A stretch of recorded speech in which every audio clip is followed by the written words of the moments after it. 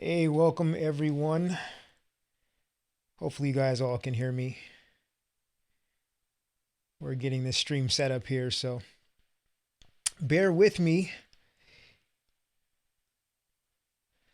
Let me just double check a couple things here.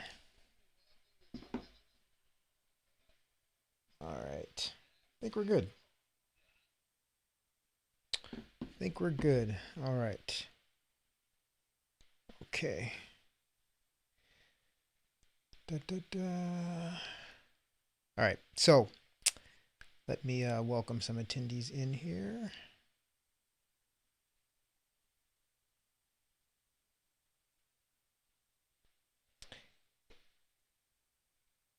All right. Now I think you guys are able to hear me. How's everyone doing?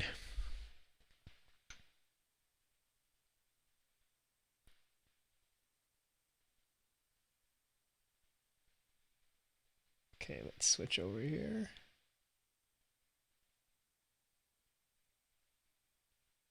All right. Welcome, welcome, welcome. It's been quite a day for me. Um, I'm sure everyone has heard the news. Kobe Bryant, Laker great, is was in a terrible helicopter accident, and yeah, it's just extremely, extremely unfortunate that all that happened. His young daughter, and so on. I'm trying to kill some time here because I want to make sure. All right, so Sarah, I see you on the Facebook group. Says hello. Hey, hello. Sari, hey, I see you. Watching from NYC. Awesome, awesome.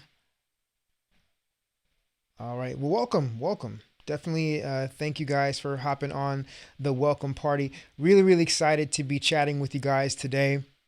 Um, the overall goal here is to one, have you get an opportunity to meet with and converse with some of the speakers that are going to be in our conference, our summit, and also have a couple of games. We have some giveaways, things like that. So I think it's going to make for an exciting evening for you guys. So really, really looking forward to everyone participating. But I want to make sure that you're able to hear me clearly. So if you are, um, I think you are because I just turned on my sound here. Um, all right, cool. Yeah, I think we're all set. All right, cool. So I just want to welcome everyone again. Again, Jamie, I see that you're on. If you want to share your camera, Jamie, and hop on, feel free to do so. Rev, you too, feel free to hop on and give a nice introduction. Um, what you do, what your expertise is, where you're calling in from, and all that good stuff. I want to make sure I give you guys some nice shout outs here. All right. Sounds great. Thank you, Sarah. Appreciate that. So I'm getting some of the responses in a little bit later, obviously, because I'm checking many different outlets. So we have a live stream that goes out through our Facebook group. We're also streaming live on YouTube, LinkedIn, Periscope. Does anyone even still use Periscope? I'm not sure, but we are live there as well. So really, really looking forward to today. All right.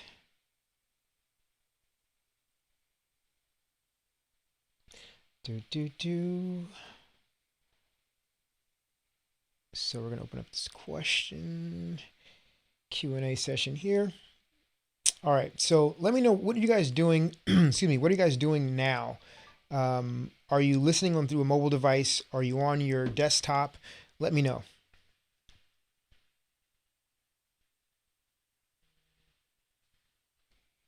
Put it there in the chat area. Lisa, hello, Lisa Turner. Welcome, welcome. Glad to have you as well.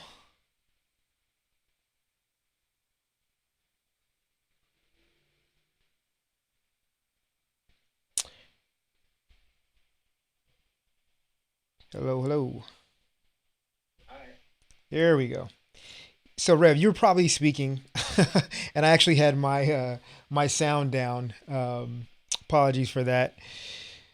So I didn't hear if you were speaking earlier. I didn't hear anything you had said. So if you wouldn't mind going ahead and repeating that. I was saying, hi, is my camera on? Your camera's not on.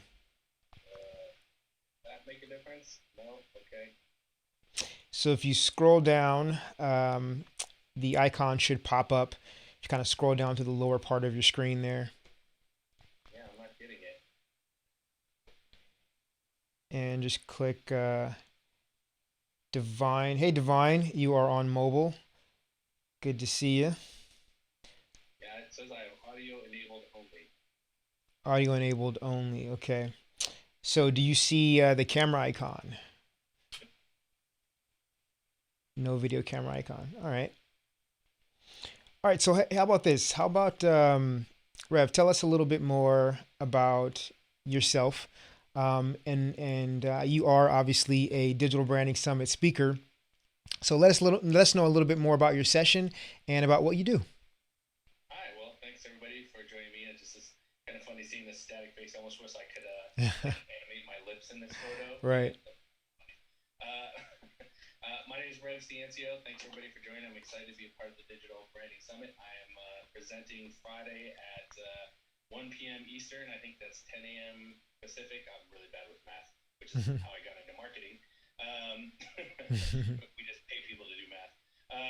I will be speaking on how to ensure that you get your customers from online to offline. And so the name of mine is how to easily avoid creating a gaping hole in your customer journey. And so I'll be talking about some really best case practices that you can do to ensure that your digital marketing is making sure that your customers who are discovering you online get themselves to your doorstep and transact with you, and then how to make sure they're coming back to you again for a second or third type of purchase or visit. Awesome, awesome. Well, Rev, definitely a pleasure having you in the summit and having you a part of this welcome call as well. Now, I'm just going to throw it out here, right? So, are you a sports fan, Rev? I am, but maybe not on the subject that you're about to speak on. I like weird things like competitive eating and monster trucks. We can definitely get into that next. Yeah. No, so yeah, I mean, sort of the elephant in the room, if you will, would be the passing of Kobe Bryant, and it really threw a wrench in my day. I am an uber sports fan. Played sports all throughout high school and into college sports and so on. But Kobe Bryant, obviously, who passed today. I really looked up to Kobe Bryant, not because he's a great basketball player, but just his work ethic. I really gravitate toward people who have an impeccable work ethic, and he definitely was one of those people. And so obviously he had a great skill, a God given gift.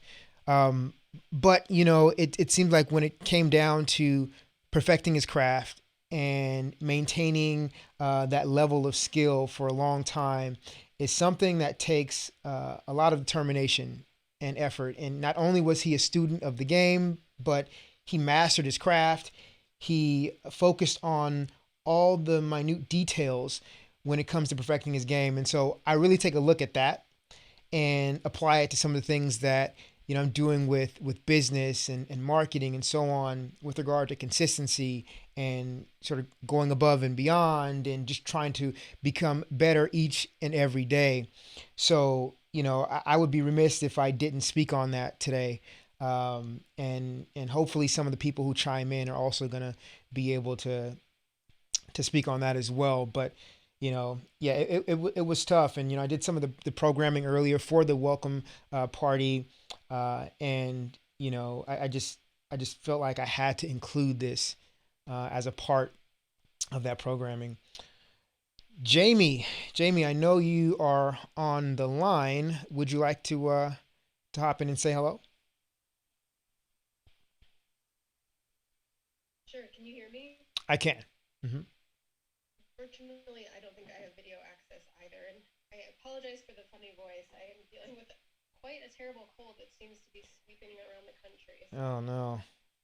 it's been fun. But I'm Jamie Cohen. I'm one of the speakers. I'm so excited to be part of this amazing summit. I run a company called The Right Words, and basically what I do is I help you level up your communication skills so that you're well equipped to handle any situation you might be in using your words. And so I've gotten the opportunity to work with all different types of people, and mainly because of my use of LinkedIn. So I'm going to be talking about how using video on LinkedIn and also being explicit about the value that you offer can boost your credibility significantly in a short period of time. And just, yeah, that's it. Awesome. And where are you calling us from, Jamie? I'm calling in from Denver, Colorado. Denver, Colorado. Awesome. And Rev, you are calling in from New York? Yes, I'm technically in North Jersey, but I'm North 4 Jersey. miles from Manhattan, so Nice. New York City is good enough. Nice. Awesome. Yeah, I recently just came back from brunch with a long lost family member, actually, I connected with earlier today, from New Jersey. And so I have some family out there in the Newark area. Yeah, so it's really exciting to again be presenting here and focusing on all the benefits of the Digital Branding Summit.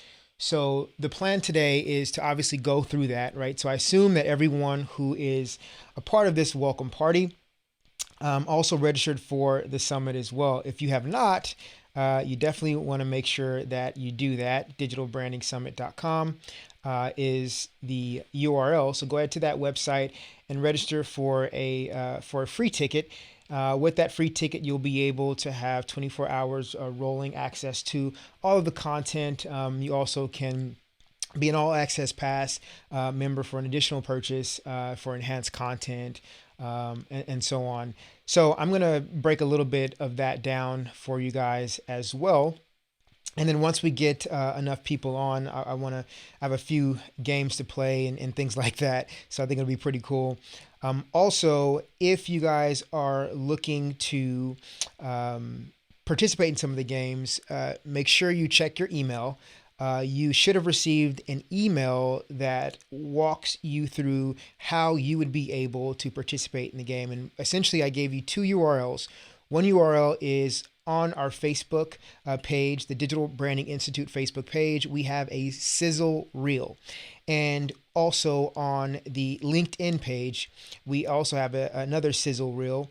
And I'm going to go ahead and play that reel really quickly so you guys can see exactly what we're talking about shortly. Let me go ahead and show my screen here. All right, 1 second. There we go. All right, so let me share my screen. All right, so let me know if you're able to see that. All right. All right, now we should be good.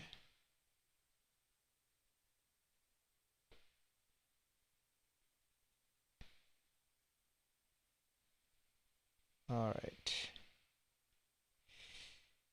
So let's check this out. All right, so here is the sizzle reel. So what I want you guys to do is find that sizzle reel on the Digital Branding Institute website or the Digital Branding Institute page on Facebook, as well as the company page on LinkedIn. Now, to enter into this contest, essentially what you can do is, I'm not sure if you guys can hear me over the music, but essentially what you guys are able to do is you're able to tag individuals that you think would benefit from the Digital Branding Summit. So that's anyone that has a small business, whom is an entrepreneur or a marketing manager. Our focus is to make sure that individuals and organizations are able to build a digital brand, and we are bringing together key experts in their field to make sure that they have the tools to make that happen.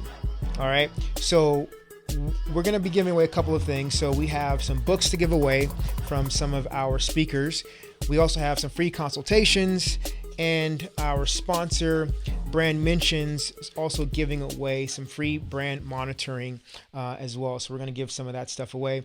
And if you participate in this contest, we also are going to be giving away some all access passes as well. So it should be a fun-filled evening, filled with games, filled with giveaways, filled with conversations from some of the speakers here at the summit. So let's go back here. All right. Cool. So, Jamie and Rev, are you still with me? Yes. Awesome. And I know, Jamie, first and foremost, thank you so much for sticking through it. I could hear it in your throat and your voice, that you are a little under the weather, maybe even a little bit more under the weather. And so I definitely appreciate that for sure. And I'm sure some of the attendees appreciate it as well. So if you wouldn't mind talking about what are some of the current things that you're doing now? Just related to communication or? Yeah, just any of the projects. Any of the projects that you're working on now. Sure. So I just launched a course with LinkedIn Learning in December. That's right. Called Connecting with Your Audience Using Video. And it teaches you how to become more comfortable and confident on camera, and also how to use video to create these deeper connections with the people that you're speaking with, your audience, prospective clients.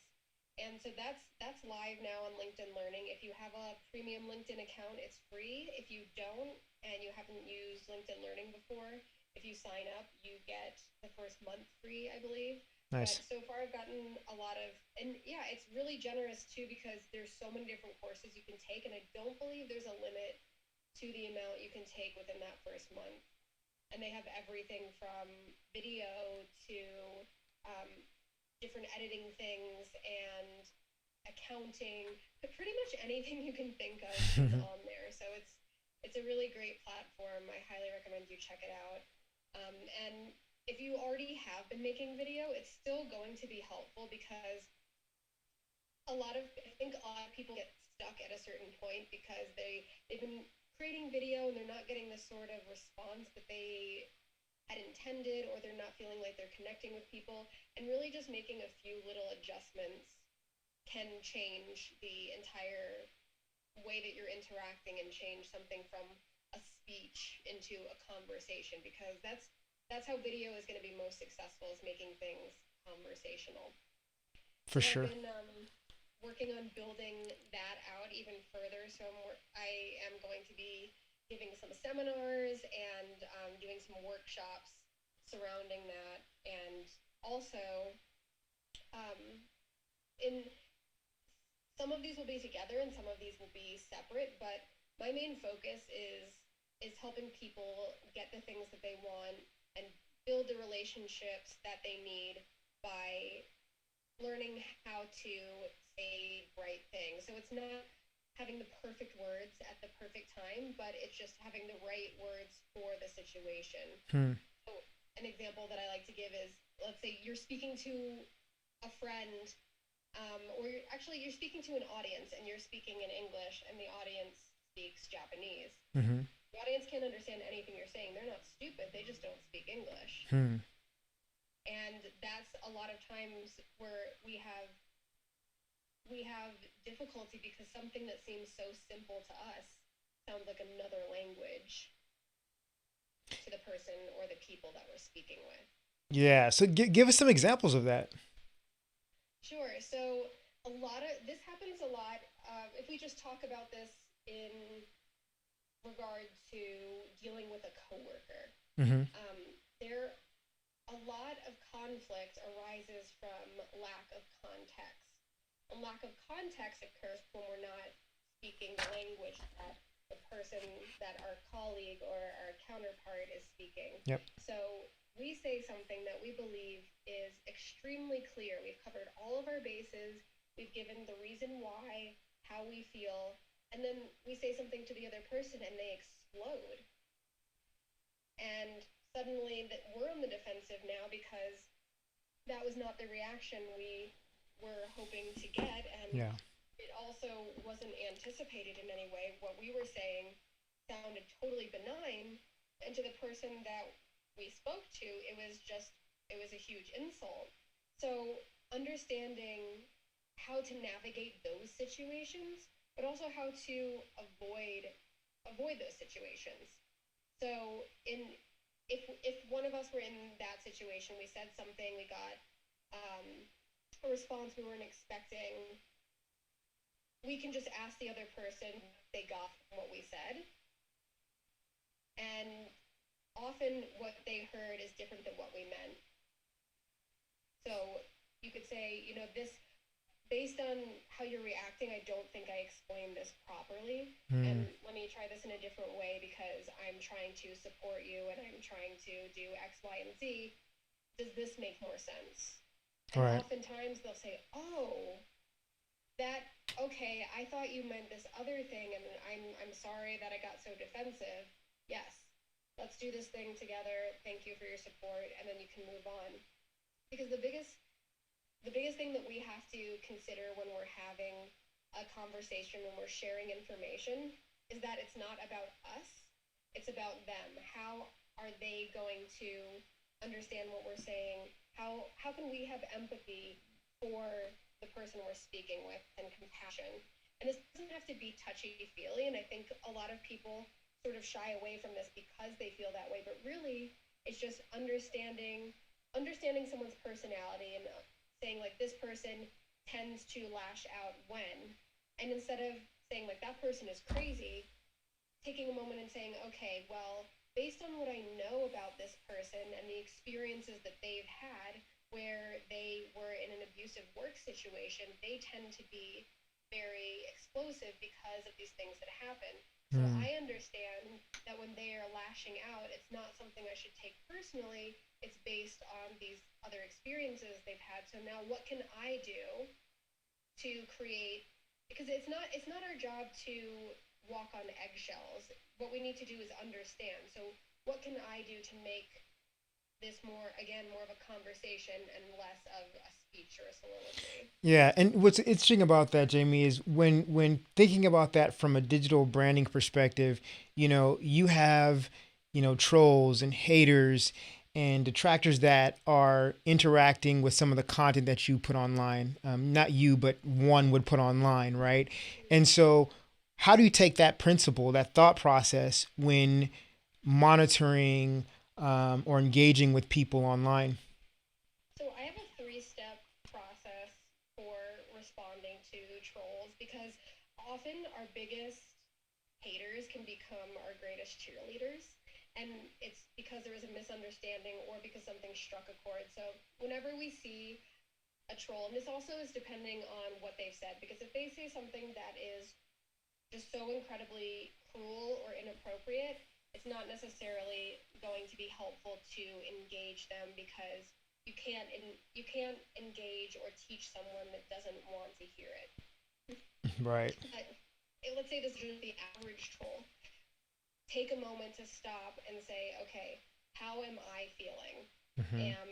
And just sort of check in with yourself. Right. Because as soon as we have a troll, even though it doesn't necessarily have to do with us as a person, it feels personal. So checking in and saying, okay, I am a little bit stressed out right now. So let me take a moment before I just act in haste and write something that I wish I wouldn't have. And then the second thing is, what is your goal? So if you respond to this person, is your goal to educate them? If they are harassing other people on the post, is your goal to mitigate the conflict?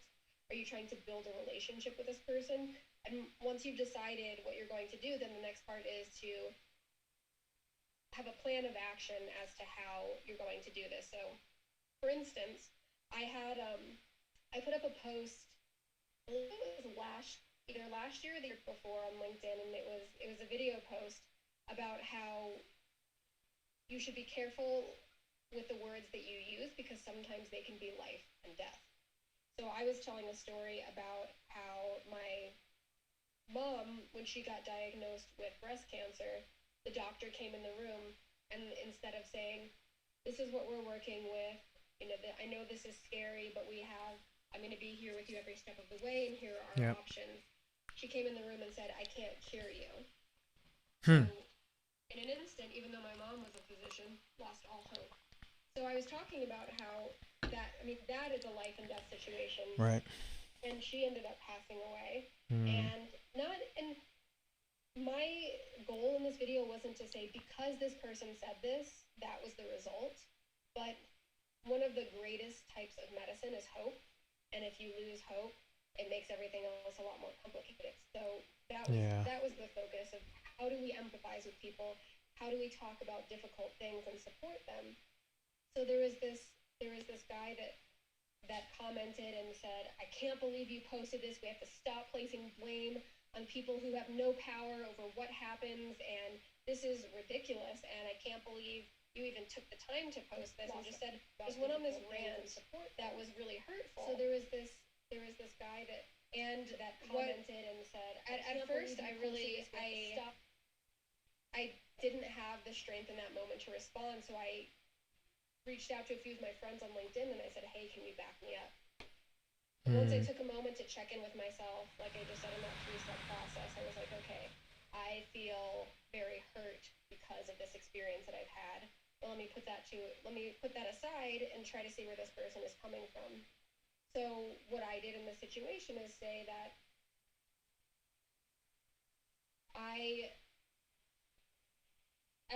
every person has their own experience, and this was my experience, and it's hard to understand had you not been in this situation yourself.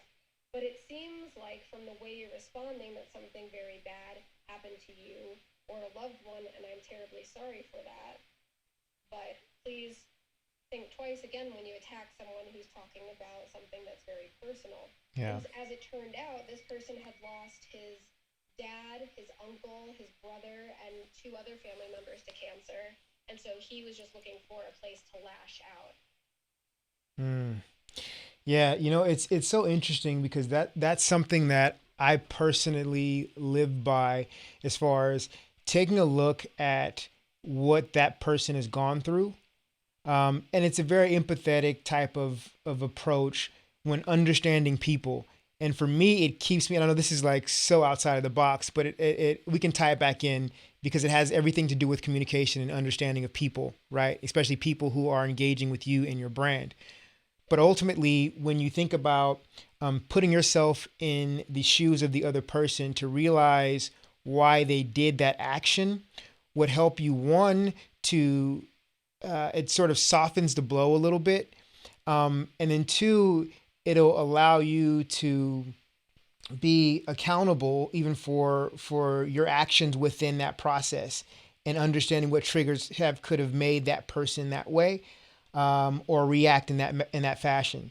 So no, I love what you're doing, where you're going, and what you're studying, and I think when applying it to your digital branding in particular, you have to understand what could potentially be insensitive to other people, or what are the varying triggers that could lead to a particular result that is not favorable, right? Absolutely. Yeah. So I that is spot on. I love, absolutely love that, because this is really where it boils down to the deeper thinking of your communications, right? And because people like to do business with people, you have to run your business as if you were speaking to or engaging with or building a relationship with another person. Exactly. right? And so that is so key when it comes to, really honing in on your brand voice, understanding the type of content and communication you should be creating for your brand, and applying those types of principles to that communication. I think are certainly needed. No, that was awesome. I love that. Thank you. I And love I it. just had one more thought is if you were speaking, if you found your brand voice, and this is not your personal brand but your business brand, and you are getting some negative feedback, often that can be an indicator of some holes in your story or in your process, and they might actually not be real holes but just holes in your story, so this can Mm, allow you to add more information. But when you get those sort of haters on branded content, instead of reaching out with a generic response or deleting the content, which then people get very suspicious of, responding in a way that, like you said, is personal. It's person to person. It's yep. not a canned response that they've copied and pasted for anyone who says something negative. Yeah. Exactly. Exactly. No, that's absolutely that's great. That's great. Straight up. That's awesome. Um, so in your session, tell us a little bit more about your session at the Digital Branding Summit. When is your session going to be? I'm not sure if you know. You can definitely everyone can check the schedule for the Digital Branding Summit. But tell us a little bit more about It's your on the specific. 29th at 9 a.m. Pacific, Mm-hmm. and we're going to be talking about building credibility Mm-hmm. through video value and visibility. So using video to connect with your audience, demonstrating value, and also in the session I get really deep into what is value, because Mm, there are so many buzzwords we hear now that we've heard them so frequently they almost don't mean anything anymore. So I break that down. What is value? How do you provide that? How do you provide that in different places? And then once you've done that, how are you gaining visibility? Are you doing the research to understand where your audience is? Is your audience mainly on Facebook? Is your audience mainly on Instagram? Are they on LinkedIn? And also a huge emphasis on LinkedIn, because for basically anyone, LinkedIn is going to be a place where you can connect with just about anyone. People that you wouldn't be able to connect with anywhere else, you have the power, if you reach out appropriately, to connect with. I got on a call with the CEO of Rloop a couple of years ago, or maybe it was, yeah, a couple of years ago already. And so this company is at the forefront of the Hyperloop in conjunction with Elon Musk and his team. And I said I saw an interview that, and I really resonated with a few of the things that you mentioned. I'd love to interview you. Would you mind getting on a call with me? mm-hmm. And so this guy was on his way to some big convention and said that he had 10 minutes and ended up spending 2 hours with me on the phone explaining the intricacies of the Hyperloop and the science behind. I had like carpal tunnel by the time I was about to talk, and I was taking notes so furiously. Right. But just to circle back, loop back to the original point, is that LinkedIn is a great place for you to get exposure, and if you are Yep. connecting in the right way, if you're being supportive, your brand will gain visibility. And so all of those things are going to be covered in my session. Awesome, awesome. And so, if you guys have signed up for Jamie's session, if you guys have not, I should say you definitely should. Some of the things that we talked about earlier on with regard to your communication and brand and being human and so on, including what she just said now, are going to be covered obviously in her session. So, definitely want to check that out as well. Now, I know many of you guys may have some questions about the summit. Um, Let me know what those questions are. I'm looking at several different screens. I may be a little bit slow getting to your questions, but just know that I am going to try to answer as many questions as I can. So just hold tight. Um, so some of the questions that I know that came through earlier with would be regarding the free versus all access pass, and so on. So just to let you know, everyone that has had a chance to claim their free ticket, you're obviously going to be able to participate fully in the summit. If you would like enhanced content, if you would like extended on-demand access, then that's where the all access pass comes into play. All right, so I have a quick video to show you guys that really breaks down a little bit more about specifically why I created the Digital Branding Summit, um, a little insight on some of the speakers that would be speaking at the summit, and opportunities to maximize your involvement and experience with the summit as well. So I'm going to go ahead and play that video now. Hey, I want to talk to you about the Digital Branding Summit. Now, listen, this is the summit of all summits. Now, we just don't say that for any reason. We have an awesome lineup. Now, I had the pleasure to bring in a lineup that consists of people that I had the chance to share the stage with, or that I admire, and or that are true experts in their field. And they're all coming together on the same lineup to talk about how you can use digital branding to gain more influence, get more visibility, as well as get more customers for your business. Now, listen, I am so excited about this summit.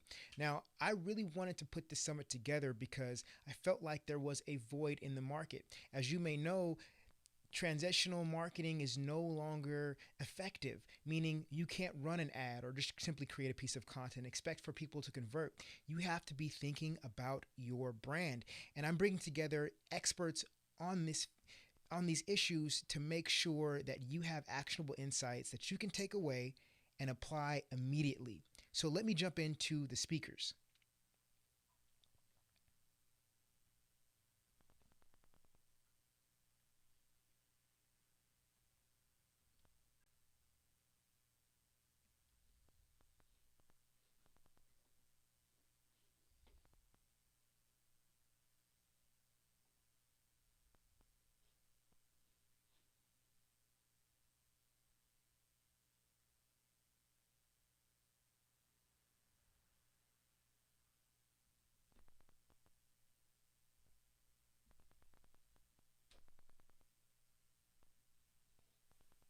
All right, looks like there's some difficulties there. Um, all right, so how about this? I am going to show you and answer your questions in real time how this thing works. All right, so let me pull up this on my screen here now. And again, if you have any questions or if the speakers have come on and are wanting to talk, I want to make sure that the speakers are here and in here, meaning in the Zoom room. So we have a couple people hopping on now. All right. Hey, how's it going? I don't know if can you hear me, Rob? Yeah. Awesome. Can you guys hear me? Yes, I can see you now. How's everything? Going well. Hey, Jamie. Hey, Dante. Hey, let me Oh, add more people in here. Okay. Allow to talk. Cool. All right.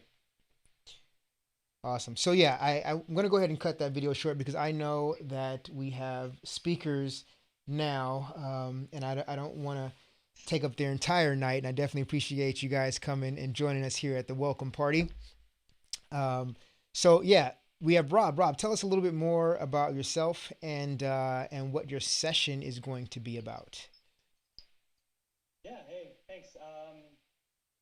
My name is Rob Balasabas. I'm the brand evangelist at a company called TubeBuddy, and my session is about building your personal brand using videos. So, shared a few things that I do myself, on a regular daily basis to really build that personal brand, just leveraging videos. Awesome. And so I've been following Rob's career for a while now. We first had a chance to connect. I believe you asked me on your live stream, was it 2007 or 2017 or 18? I believe I'm gonna say 17. I think so. Think so? Yeah, yeah. Yeah.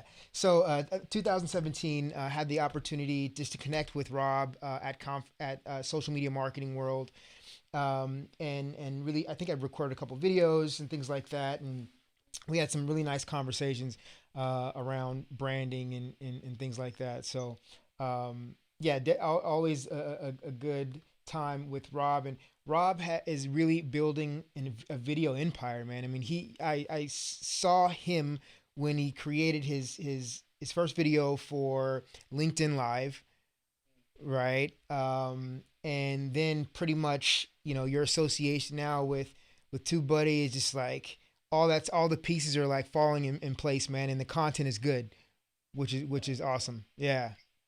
Yeah, thanks, man. I mean, I was actually just having this conversation with my son. Growing up, I hated videos. Like I told him, that's why you'll never find any home videos of dad. Like when I was a kid, just because like I always like, hey, don't like I always shy away from videos. But opportunities presented itself. Previously I was with a company called Thinkific, which is kind of probably what most people know me for. And I was doing social media and stuff, and then obviously video was a big thing, and so I was kind of the guy that was willing to, put, you know, kind of risk reputation and kind of looking silly for a little bit, maybe still now, I don't know, and and really get into and use that media, that medium to build a brand for Thinkific and put a face to it and humanize the brand and stuff. And a lot of people may have noticed, but I always tested things on my own personal channel first before I did it for the Thinkific channels. I just figured, what, let's just learn on my own before I put the brand that I work for, sort of, out there. And so, yeah, and it just kind of became a thing, and really started to enjoy the process, collaborating with different experts. Really opened up a ton of doors. Personally, but also for the brand. We were able to kind of get into different communities and circles of entrepreneurs, content creators that I don't think we would have been able to get into um, had we not used videos. So, yeah, videos, man. I love videos, and I think it's something that it's just coming more and more. It's the content that's being consumed more and more, and so I'm really hoping that more and more entrepreneurs jump on it, and really leverage that platform. Awesome, awesome. And also, Rob, I want you to meet Suri. Suri, are you there? Yes, I am. Hello. How are you? I'm good. Good. Greetings from New York City. New York City. Okay, awesome, awesome. So yeah, I had the pleasure also to work with Suri a while back. Um, oh wow, I don't know what year that was. If I Really were, doesn't matter, does it? it really doesn't, I guess, huh? You're right. You're right. It really doesn't matter. So I've been following Suri when he held many different positions. One as the chief digital officer for the city of New York, chief digital officer for Columbia University. You also were a professor there as well. And when it comes to digital, I mean this guy is another guy that is really expanding his brand based on just all of the work that he's been doing in the industry with the brands and so on. So I'll take a step back. Sri, why don't you tell us a little bit more about yourself and what you're currently up to? Sure. I just want to, before that, if I may, just a shout out to Kobe Bryant Yeah. and the tremendous tragedy that happened today, and he and his daughter and the others who died. I've been kind of stunned since the news broke. My kids were the first to tell me they spotted it in their class text groups long before it ever showed up on the news. And it's so rare to see an athlete of his stature die so young. and I think we're all been really affected by it. And it reminds me, the closest I feel like this the last time was when Michael Jackson died, Mm-hmm. and kind of that worldwide news and how it. And so, Kobe himself was a master of branding, and he understood the digital world, even though he himself was concentrating on his thing, right? Which was being among the greatest to ever do his job. Yeah. And I just wanted to give a shout out to him. And also, by the way, Gente, a shout out to you. Thank you for bringing us all together at this moment and this whole week. It's going to be a fantastic digital summit. You're a visionary in your field, and thank you for having us all together. Well, My work is as you said, I've been the Chief Digital Officer of the Metropolitan Museum, the City of New York, and Columbia University. And all my work is focused around helping people improve their digital footprint so that it's not enough to be good in real life, you have to be good online in order to maximize the opportunities that life puts in front of you. We've seen today that life takes away opportunities really fast in a blink of moments. But when you can, try to maximize the opportunities you have, and digital really helps you with that. And I know the folks, we've got so many great folks already who've spoken and will be speaking as well. And I run a small digital and social media consulting business focused on nonprofits and for-profit companies. And I'm just thrilled to be part of your orbit, Gente, and looking forward to working with you and your folks this week and way beyond. And I'm easily findable. I'm at Sri on Twitter, at SriNet on Instagram, and I'm just in the middle of putting together Social Media Weekend, which is my flagship event, March 21st, Saturday in New York City. It's in my Twitter bio at Sri. People can find it, and I'm hoping to somehow tempt our friend Junte here to come and speak at it. I know he's much in demand and busy on the West Coast. So we folks here would really appreciate it if we can get him out here.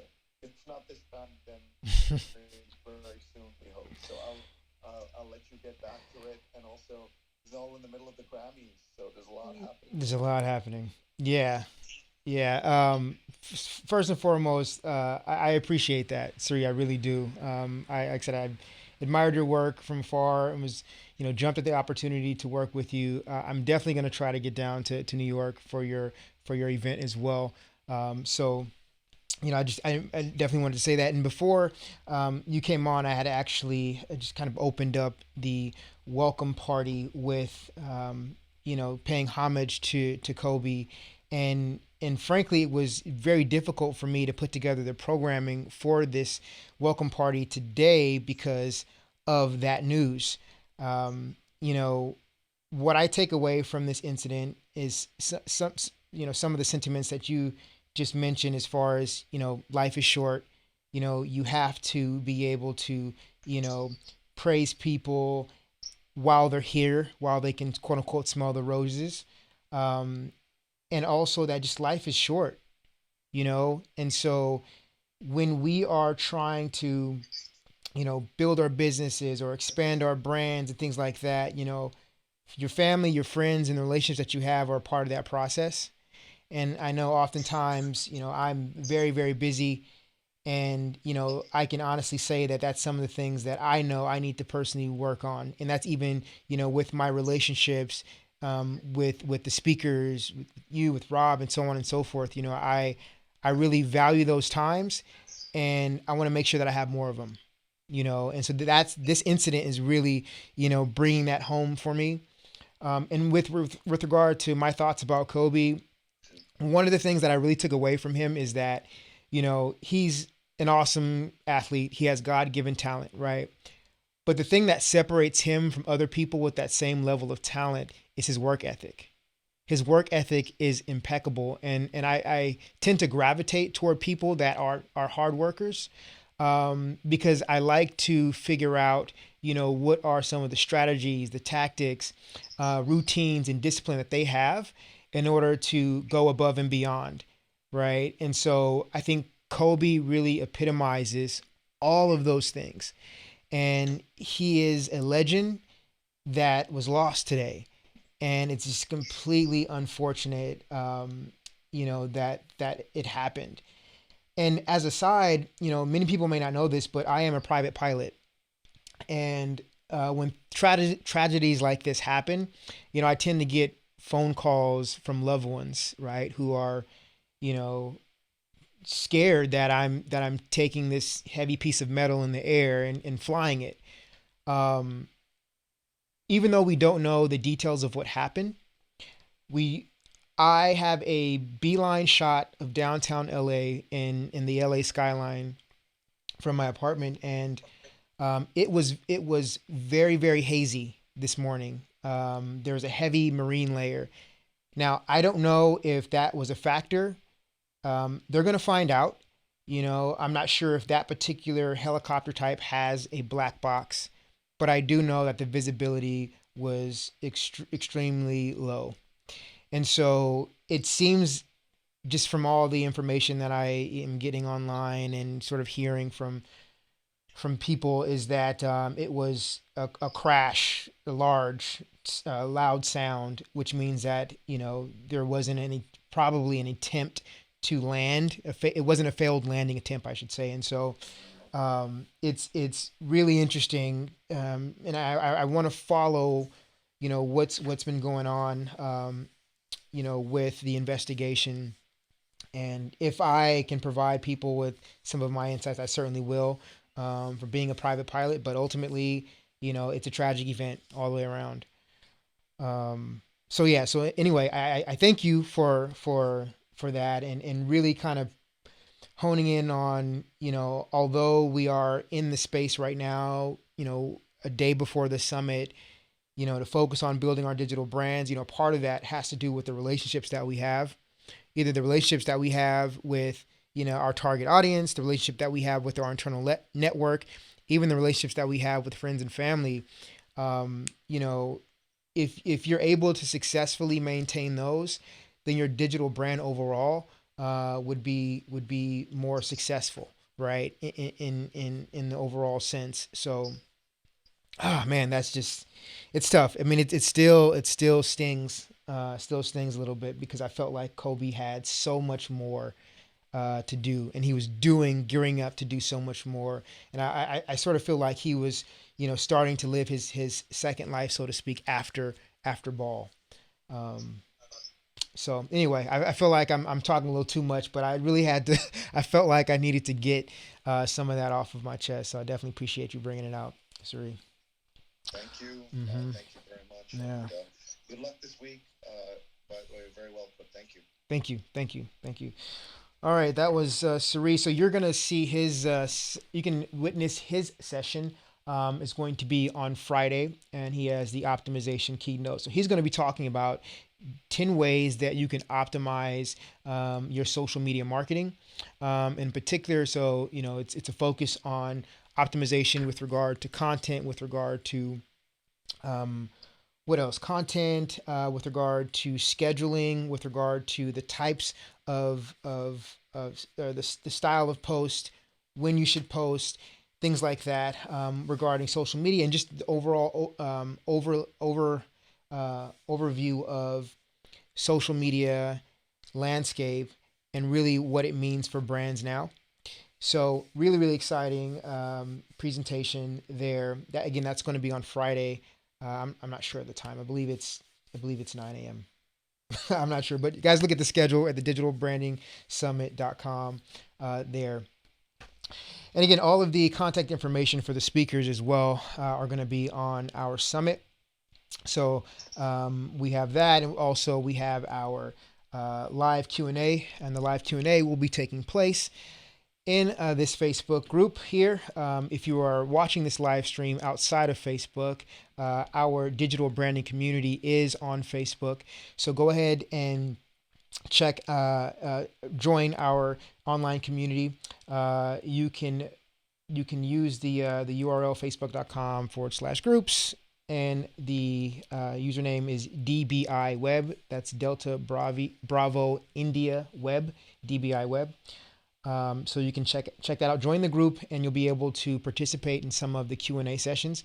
If you have that All Access Pass, you'll actually be able to join our Zoom meeting as well.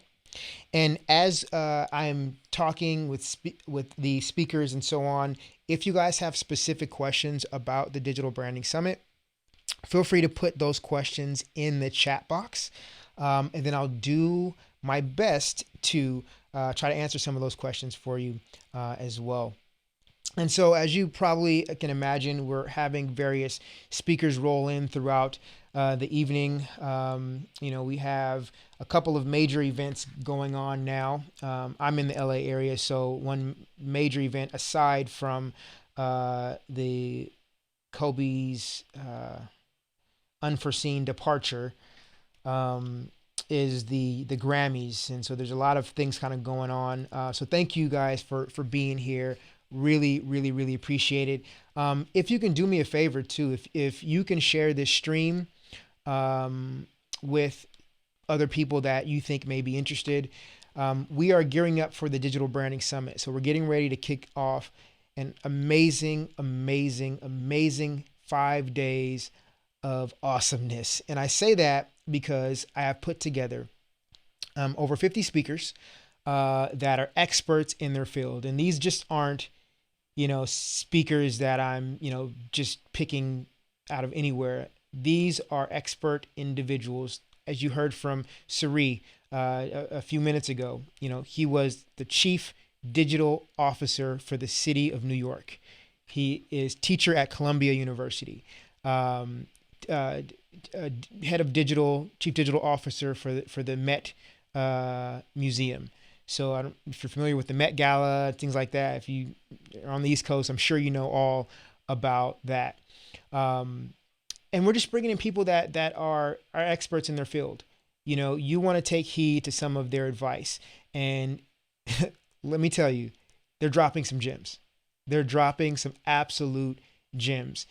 And so my team and I have really, really worked hard the past 4 weeks, really, on gathering all of these speakers and putting together some programming that you guys would find beneficial.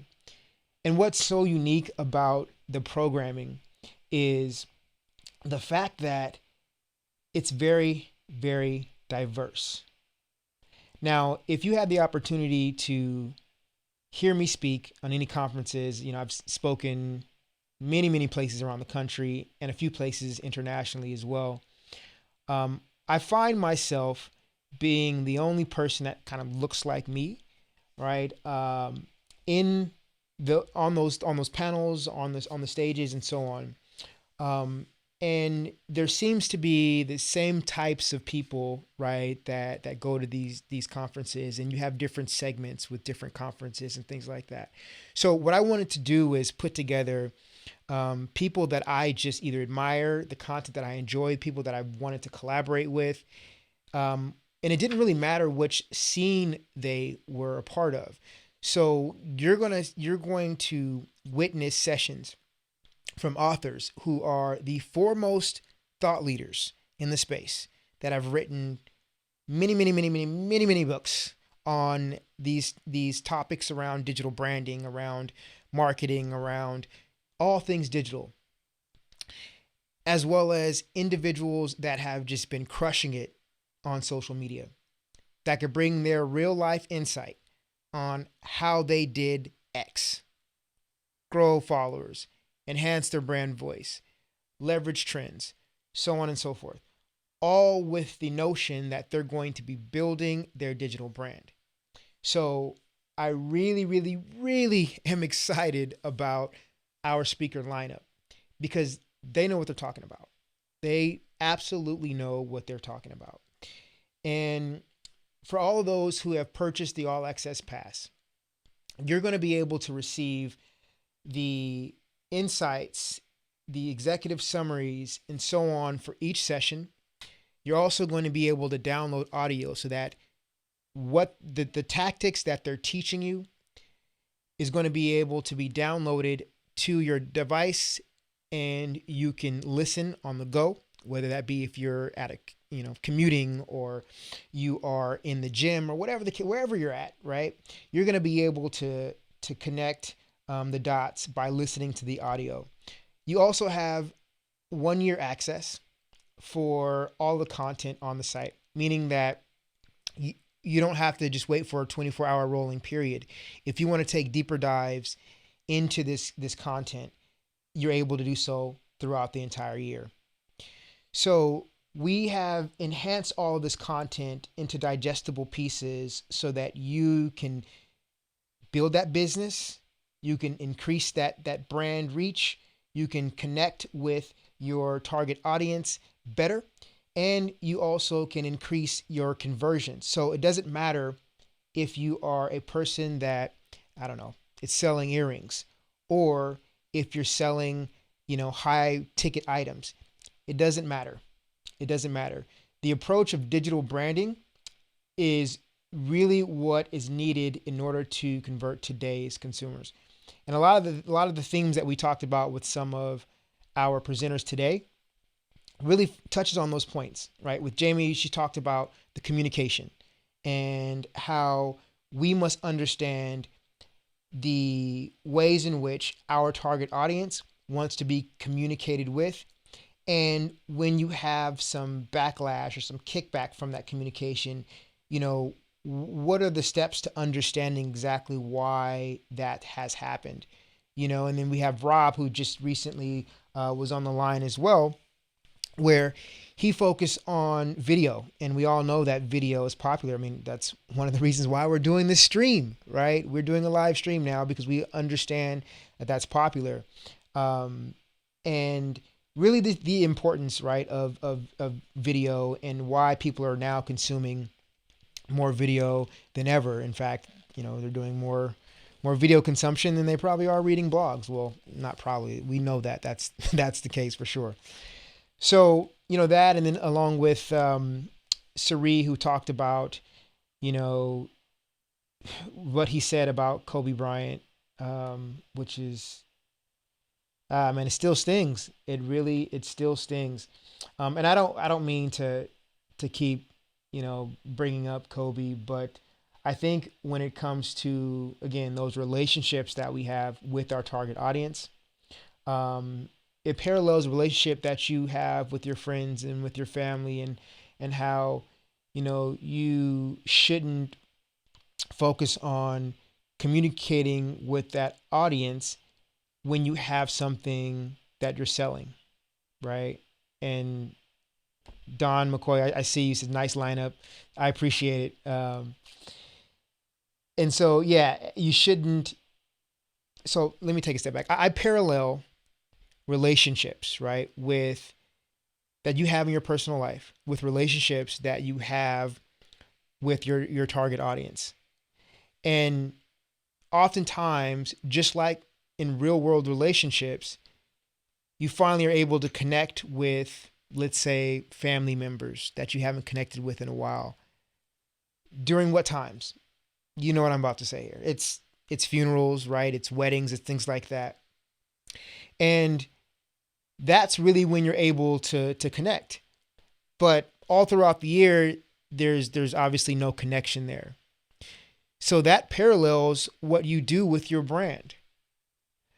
When you focus on only communicating with your target audience because you either want something from them, right, or you want to sell them something, right, that's not going to be effective, right? That overall is not a net win. It's just like when people in the real world, when people pass, you have to give them roses when they have the ability to smell it. And when you are, focusing on launching a product or a service online, you want to make sure that you are continuing to build those relationships regardless of what you're offering. So I think that's really what's most important.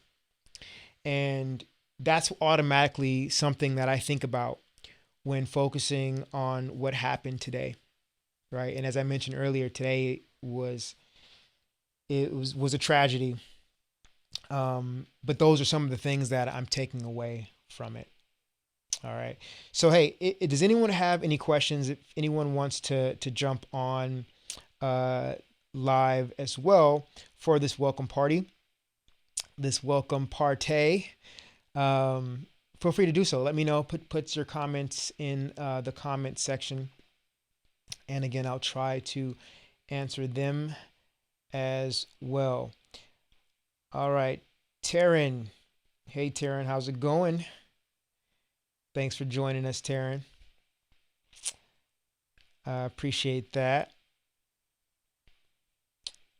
All right. So, for those of you who are wanting to participate in our conference,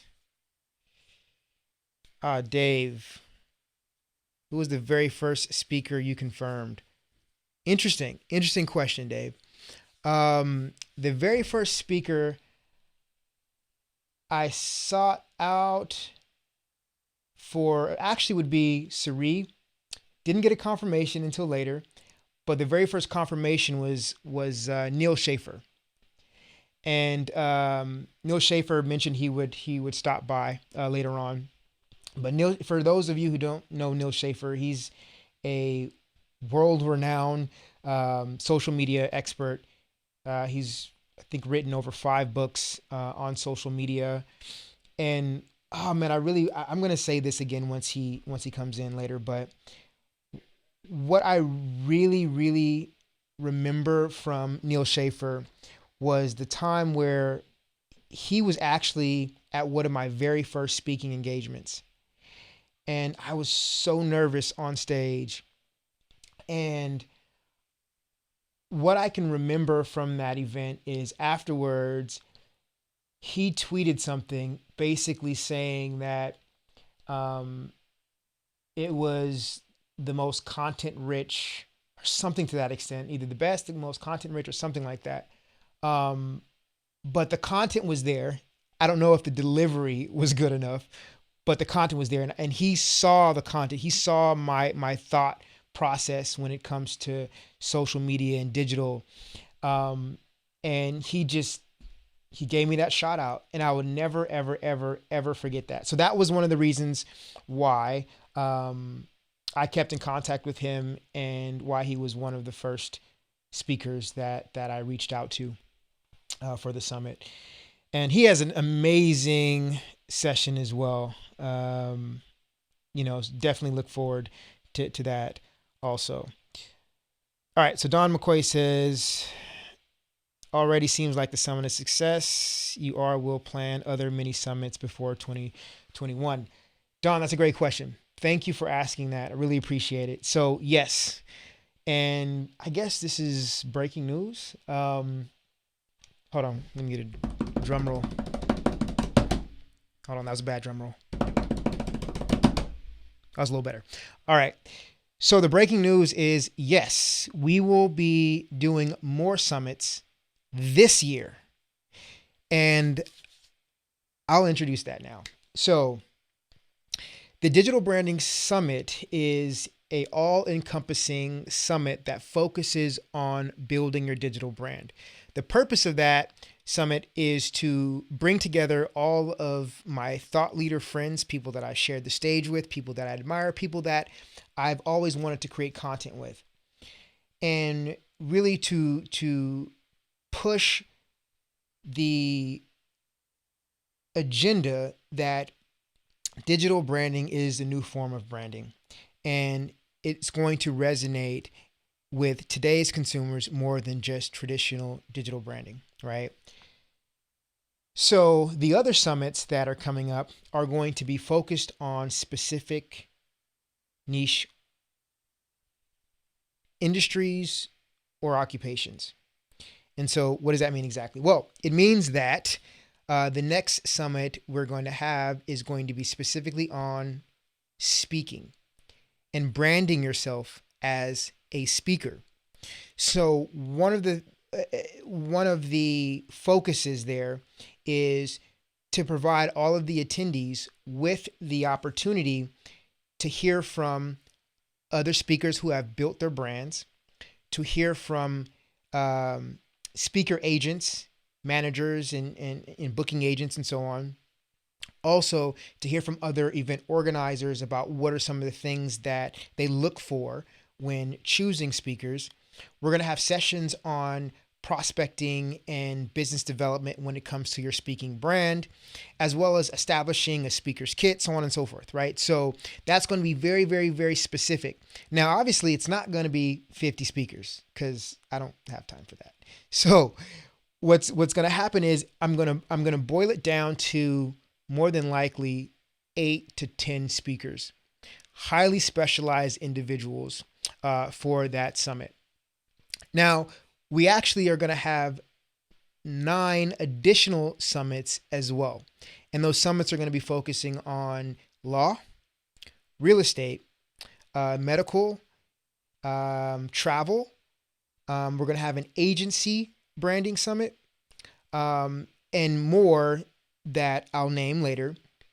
But the focus here is, once people have the opportunity to participate in the Digital Branding Summit, we also want to niche down to focus specifically on certain industries and occupations from a digital branding perspective, right? So hopefully that answers your question. And if you find yourself wanting any of more information about that, just go to the Digital Branding Institute, as I'm sure you either are or should be a part of our Digital Branding Institute, meaning that if you're a part of this this group here, you're more than likely you're part of the institute in this Facebook group. If you're on our newsletters, things like that, you're more than likely a part of our community.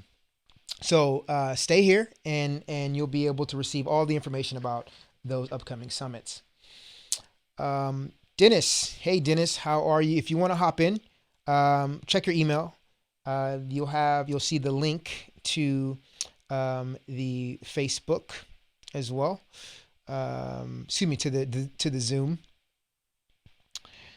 All right, so Rev, I see that you're back on now. What am I doing here? Close that. All right, Jamie.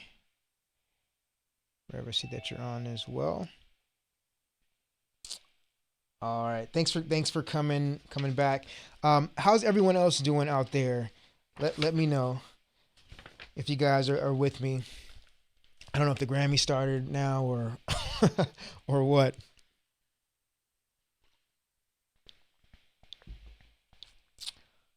All right. So tell us a little bit more about yourself, Don. What do you do? How'd you find out about the summit? Give us a little more information about that.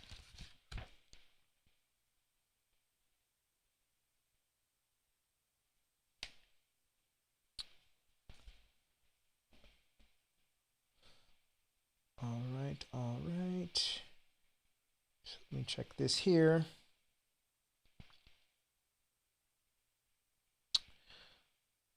All right, great. So what I want to do now is for all of those lovely people who have jumped into this summit, I think it's time.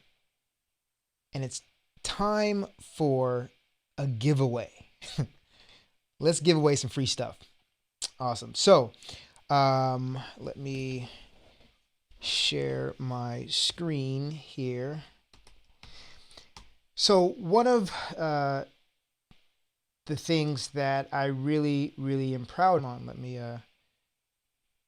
switch my screen up here.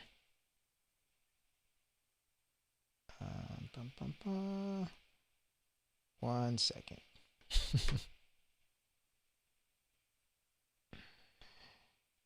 There we go.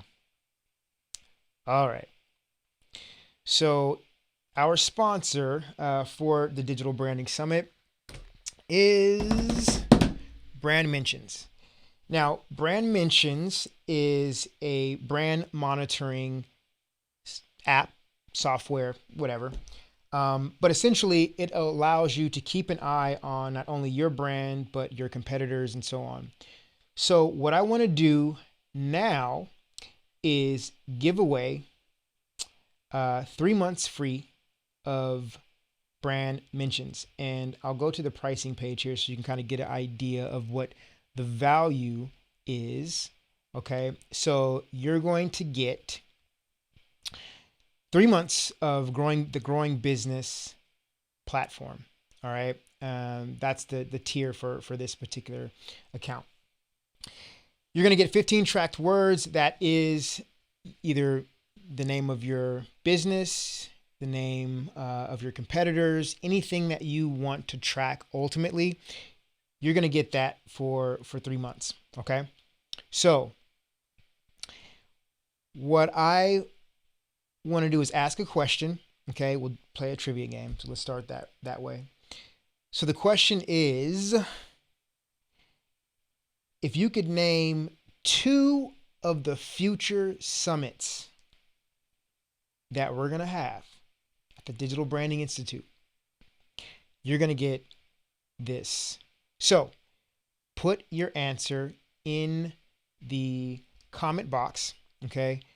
Now, I'm sure there's people who are watching this stream on other platforms. We're streaming on YouTube, we're streaming on Periscope, we're streaming on LinkedIn, I believe, as well. So if you are on those platforms, come to our Facebook group so that you can join this stream and answer the question. All right. So I'm going to go ahead and go back full screen here. All right. So what's needed now is for you to answer that question. So let's go back here. I have so many tabs open on my screen. And I'm not sure if the stream quality is right. Okay. All right. That's the first person. Medical and agencies. Sarah, you are a winner. Congratulations. So Sarah, this is what I need you to do. I need you to DM me. Actually, don't worry about it. I have a pen and paper here. What I'm going to do is I'm going to DM you. Okay. Sarah Smile. And I'm going to need your email address. And once I have your email address, I'm going to be able to activate your subscription on Brand Mentions. All right. So congratulations, Sarah. But listen, for those of you who did not win now, we're giving away 2 more of these. So if you stick with us, if you invite some more friends, we can make this thing a party. And we can give away some more free stuff. All right. Cool. So Dennis, I see your question. Sorry, I can't find the email. It should be, look in your calendar, Dennis. There should be a calendar invite for you. Dawn, you've mentioned that, yes, future summits for speaker summit, rebranding experts, and so on. Awesome. Thanks for being a team player, Dawn. It looks like Sarah just squeaked in right before you, but no worries at all. Awesome. All right. So again, we have some more stuff to give away as well, including a all access pass as well. So if you are still with us, go ahead and put the number 3. If you could hear my voice, put the number 3 in the chat box. I want to make sure you guys aren't away doing other things. All right.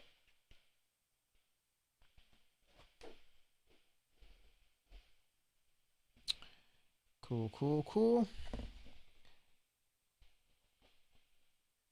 All right.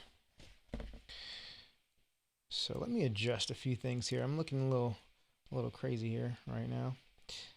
All right, let's see. Dun, dun, dun.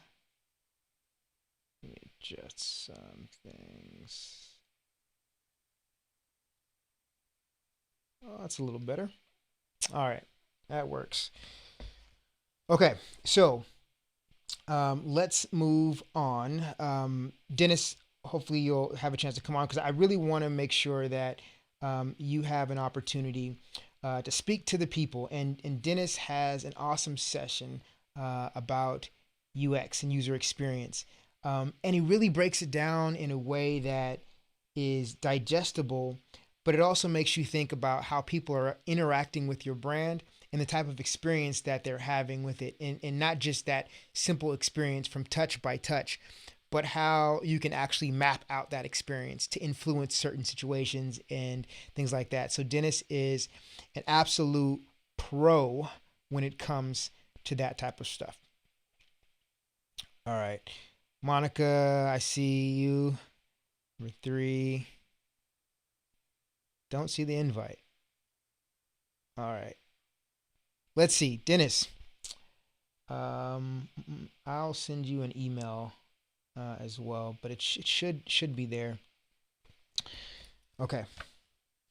Cool. So again, we have given away a 3-month subscription to Brand Mentions to Sarah Smiles. So congratulations. We're looking to give away more of those, as well as an all access pass. We have some other giveaways that some speakers are going to come on and give away as well. And yeah, so I am going to take a quick break. Let's see here. That's a mistake. All right. Do. Okay. So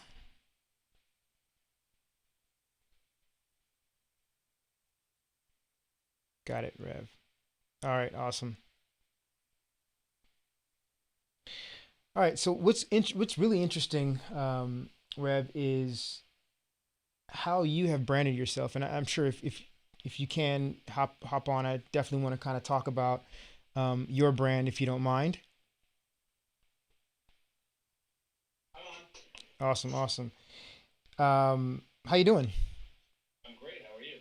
Not bad. It's been a long day, as I'm sure you've can imagine, with sort of doing all the summit planning and things like that, and some of the unfortunate events that happened with Kobe Bryant and stuff like that. But um, you know, I really want to take a look at how you have built your brand.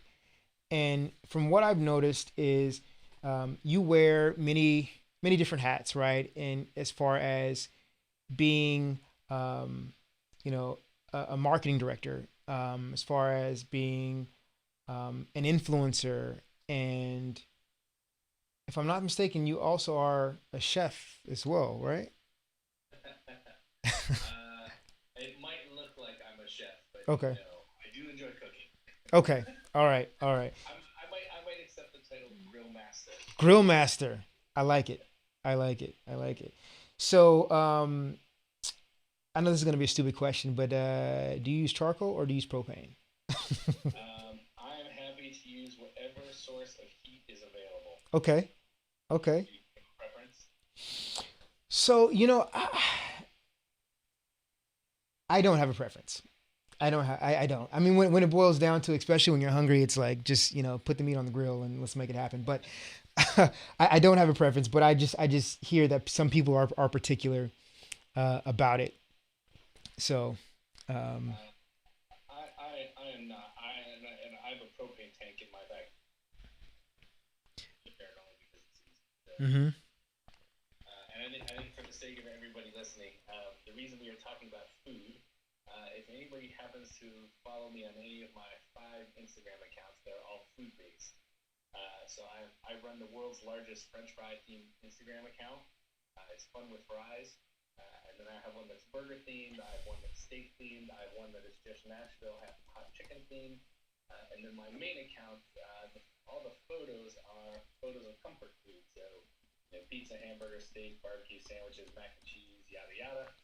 But then if you go and read the text underneath, most of them are marketing tips. Mm. And so the reason we've gone down this path is how I got on here is I'm a big fan of marketing and very, very passionate about localized marketing. But I have a tendency to express myself through the lens of food. So I I love it, man. and I'm a former bar owner, so I do have some. That's right. That's right. So, I mean, tell me a little bit more about how you got started, right? I see that you obviously have 5 different Instagram accounts. You have a lot of things going on. What led to all of this? Well, I've always loved food, right? And food has always been one of those things that like brings people together, has brought people together in my life, whether it was family gatherings or reunions or dates, whatever it was. Like food is this theme that is interwoven in everybody's life, especially mine. And food to me has never really been about like energy for your body. It has been more sort of a form of entertainment. And in early, it must have been 2000 or 2001, I thought it'd be really funny to write, I almost say this in air quotes, a blog. And I was going to write a blog about cheesesteaks, and I thought that was like a really funny thing to write about. And at the time, I was in the music business. I didn't want to write about music anymore, so I was like, "Oh, I'm going to write about my love of cheesesteaks. That'll like get my creative juices out." And so I bought cheesesteaks.com and started writing about cheesesteaks. And a very, very long story, much, much shorter, that just sort of like uh, incepted my love of really just creating content about food. And somewhere in the mid 2000s, I guess, or early 2000s, I launched New York Burger Week off of a blog I had called Burger Conquest. It's one of the top 3 burger blogs in the world. And I found that, like, reviewing food was cool, but helping restaurant owners and marketers through food was way more cool. And so I segued into hospitality marketing, and I bought a bar. I started working in tech startups that somehow helped restaurants. I just built this little mini empire, I guess, around marketing that was sort of based on food. And that blog and that action has just taken me all the way to where I am today as the head of marketing for Single Platform and having all these fun Instagram accounts. But it's really just like loving food, wanting to share it with people, realizing that I can help localized businesses and hospitality businesses to market themselves better, and that I can use my platform to do that. I was like, oh, well, that's what I'm going to do. You're getting all the pizza porn you can handle, and then also tips on how to manage your reputation online. Awesome. And that, I mean, that's a great example of having an idea and a passion and then really being able to scale. Because what I hear is just scale, scale, scale, right? That's like what's really glaring to me. And it may not even be intentional scale, right? But it's just the fact that you're able to have an idea, take it, build media around it, right? Whether it be that cheesesteaks.com or all of the social accounts that you hold, and basically turn that into something that's broader than probably what you may have even expected, right? And so how did you get people to even notice that you have this blog, that you have these social media accounts? How did you build your following? I mean, that answer would take forever. Um, but it really started. My main account is just my screen name. So the Fun with Fries thing is more of sort of a laugh. Okay. But my main account is Rev Ciencio. It's REVCIANCIO. And much like everybody else in the universe, for a long time, the content on there was like, you know, pictures of a date I was on, or me hanging out with my wife, or like just Yep. standard, regular, random life moments. Oh, I'm on a bicycle, whatever. And then I started also sharing pictures of food on there because I had these blogs, and invariably every time I would share a picture of food, it got way more engagement than a picture of like here I am in my backyard. And I was like, you know what? This is stupid. Like, I'm not going to use Instagram to sort of create a yearbook of my life. I have Facebook for that. And I'm going to do something with Instagram that has a different meaning and a different side of me and a different interest. And that actually what was going on is I realized in that moment, like, oh, there is really no, I would preach this in life, so why not do it myself? You shouldn't use each social network for the same content, Mm-hmm. right? That either the theme or the content type should marry itself to the what's best about that social network. And that was the day at which I was like, okay, Twitter is for business connections, Facebook is for like family, Instagram is for food marketing, and then LinkedIn will be, business type thought leadership. And that was it. That was the day all my content changed. And if I trace back to that moment, all the growth I've had in social media and even in my career traces that moment where I was like, oh, I'm going to use each of these for a different purpose. And it has driven my career and helped a lot of people as well. That's awesome. So, do you think that that decision would have been made if you were just starting out, or was it just a situation that turned out to be beneficial because you were at your halfway point? Because what I'm trying to figure out here is, for new brands that are launching on, let's say, all social media networks, they're probably going to focus on spreading one message to all of their social media networks with the attempt to get more reach, right? Versus, spending time and focusing on the native functions of each of the social media networks and how it benefited you could be a decision that's either made at the midway point or at the beginning without a true understanding of what that outcome would be, of what, the maximum result would be for that social network.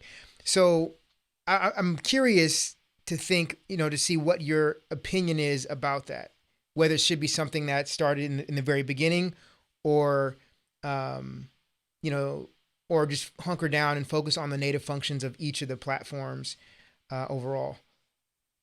It's a great question, and I would tell anybody who is uh, ask me that question, whether I'm a consultant for them or not, the same answer. You should just build the muscle memory of doing it first and worry about the other stuff later, right? For sure, it's best to approach each one of these. And I'm almost answering this question as to somebody who like hasn't figured out how to get going yet. I would give a different answer to somebody a little more advanced.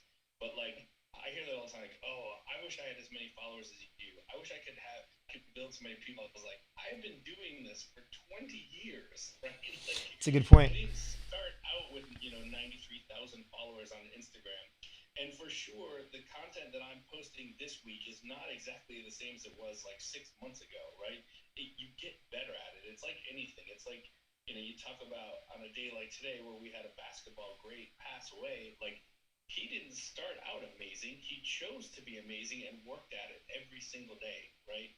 Like, and that's how, well, that's really how anything works. But social media in particular, like, you can't just turn on Twitter or decide to have a better approach to LinkedIn and like see results tomorrow, right? It's a Yeah. snowball, and it doesn't start as an avalanche. You got to get a couple snowflakes together. Suddenly you got a snowball, and then you get a larger one, and that's sort of the way it works. So I Yeah. would tell anybody like, look, for sure, each one of these should be approached in its own way, right? And if you're already going, yes, it makes sense to hone in the best way to deliver that platform. But if you're still trying to figure out what to do with your business, like pick one or two channels, right? And just double down there and get those going. And if they aren't working, you switch channels or switch content. And if they are really going and you can expand to a new channel, then do that. Absolutely. No, that's great advice. That's really great advice, and I Oh, think, the gingerbread house. yeah, you're peeping that.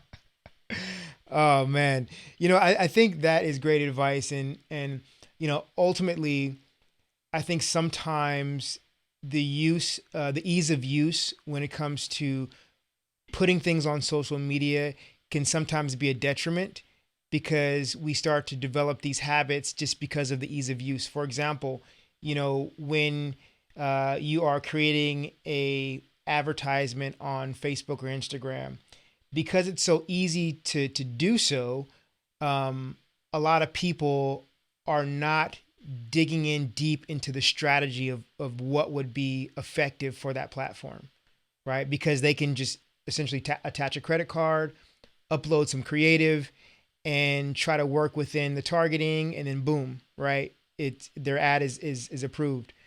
Um, but now it's like, especially when it comes to clients, because people would come to my team and and they would say, we've tried this, but it just didn't work, right? And then there's so many questions you got to ask. Well, did you do this? Did you do that? Or how much time did you give, and so on and so forth. So I think the ease of use starts to be detrimental to many brands, or to many people who are starting brands and starting to utilize these native functions on social networks, because they haven't really drawn out a robust strategy, or they haven't really thought through the process of advertising on these platforms, let alone their own brand and their own brand communications, right? And so all those things are just not connected.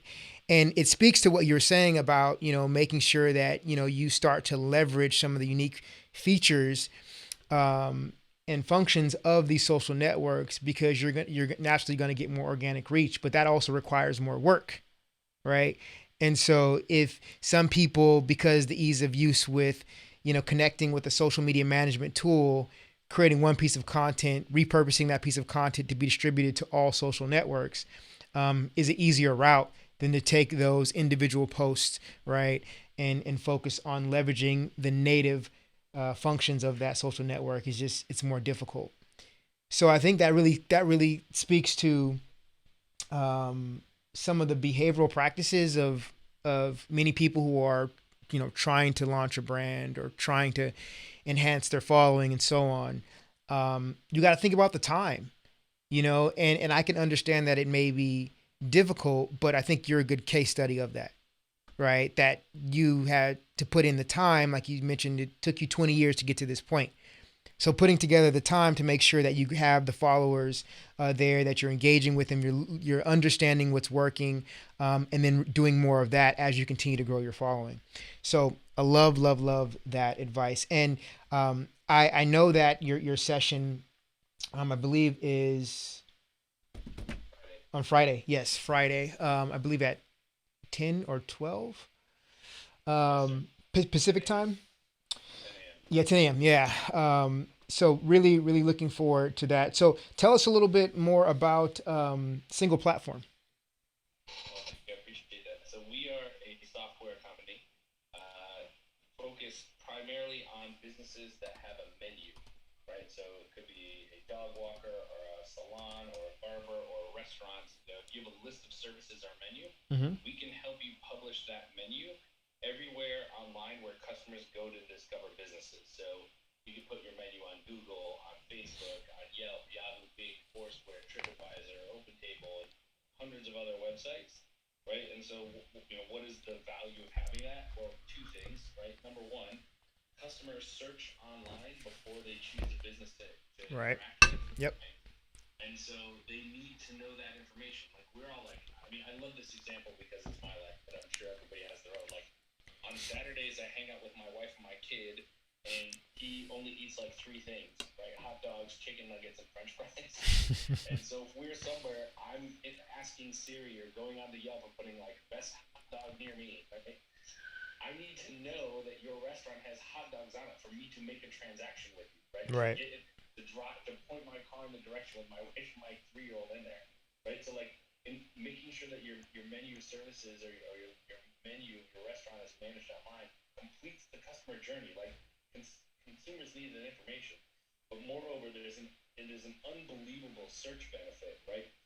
How does Google know which answers to give when somebody queries for a local business, right? Oh, I need an emergency plumber, or driving range near me, or where can I get my oil changed? Like, how does Google know which answers to give? And the answer is way more obvious than people realize.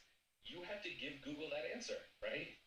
You can go create a profile on Google and Yelp and Bing and all these discovery sites, and input the black and white information about your business into them. Like, and it is unbelievable how few businesses do it. right? Hmm. It's free, it's easy, and you can go do it. Well, what Single Platform does is we make that even easier. You give us your menu or your list of services, and we go and put it on all those places, right? You literally press a button and you don't have to do any more work, right? And so that piece of it is super valuable. Again, you're completing the customer journey, and then you're also helping to ensure search benefits. Awesome. Awesome. And Don McCoy actually likes that as well in the comment section. She likes that also. Awesome. Awesome. Cool. Yeah. So, hey, I know that Dennis actually joined the party as well. Dennis, let me know if you're able to hear me. Yes, I can hear you. Awesome. Awesome. How are you? I'm doing great. Thanks. Yeah, yeah, good to have you here. You can also show your camera if you want. I'm not sure if that's enabled for you or not, but you do have that option as well. Sure, let me see if I can get it here. Sure. Um, I actually do not see the camera option. The camera option, yeah. Okay, that could be something. Seeing with the setup. Let's see. Yeah. Yeah. All right. So. That's all right.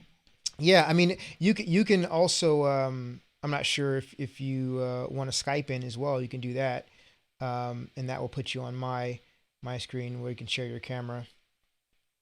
Do you have Skype as well? I do, but I don't think I have it configured. Okay, got it. No worries, no worries. All right. So cool. So Dennis, tell us a little bit more about yourself and what you're going to be talking about in your session at the Digital Branding Summit. Well, sure. And first of all, I just want to say I'm thoroughly impressed by the production and the level of support that you've given the speakers, as well as the speaker list that you put together is just really outstanding. So congratulations so far on this event. I appreciate it. I appreciate. Yeah, we've been working really hard on it, and glad to have you on as well. Well, thank you. So Yeah. a little bit about my background is I have been working in the advertising and marketing industry for about 30 years. And in all aspects of my career, I really tried to connect customers and brands. And, we did that a lot in the early years, call it omni-channel. Mhm. And nowadays we call it customer experience. And really my basic premise is that if you can foster empathy and collaboration, then your brand will get growth. And so my talk will unpack a CX framework that I've put together that I've been using for brands like Wells Fargo, AT&T, FedEx, and others. And I'm going to share basically a little bit more in-depth conversation of what the framework is, how you can use it. I'm going to show some real-world examples. I'm going to provide some downloadable materials like a template. And for anyone who stays to the end of the talk, I'm going to provide sort of my secret weapon on how I bring it all together. Awesome. Yeah, definitely looking forward to that. When is your session? It's on Thursday. Thursday. Got it. Yeah. So that'll be on Thursday, and Thursday is the I conversion. think it's Friday. Friday. Okay. Friday is the optimizations, optimizations topics for the Digital Branding Summit. And, one thing I really want to focus on is the programming.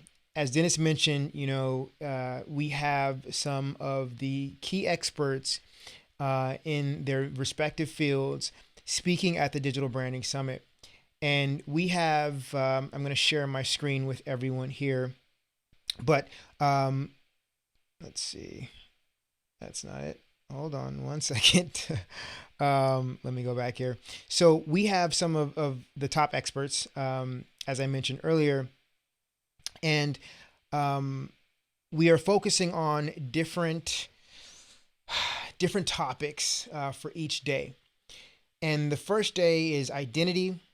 Second day, visibility. Third, credibility, conversions, and then optimizations. And it's important to think about that from a bottom up perspective, meaning that you have to figure out your core identity first and foremost before you even start with any types of communications and engagements with your audience. Now, unfortunately, for many new brands or business owners, they oftentimes start with that idea, right? The idea and how they're going to market it and so on, but they may not necessarily focus on the true aspects of their identity. And it's very important because when you find that there are campaigns that are just disconnecting, they're not moving the needle or hitting the mark, it's probably because something along the lines of your identity aren't connecting. And if you haven't clearly identified that, but you were to slap a bunch of ad spin on to a campaign that's connected to an identity that's half baked, it's not going to be effective, right? So that's one of the reasons why we are starting off the Digital Branding Summit, focusing on building your digital identity. And of course, that has everything to do with just your brand, right? Building that brand has to do with what you're doing on social media and the content that you're creating, and so on. And then we focus on visibility. So the visibility is everything that you need to do to increase your brand visibility, right? So that has everything to do with, digital ads, from search engine optimizations and influencer marketing, email, so on and so forth. So we have put together individuals throughout the day to focus on how to get more brand visibility. So we have experts that are focusing on influencer marketing, focusing on Facebook ads, focusing on search engine optimization.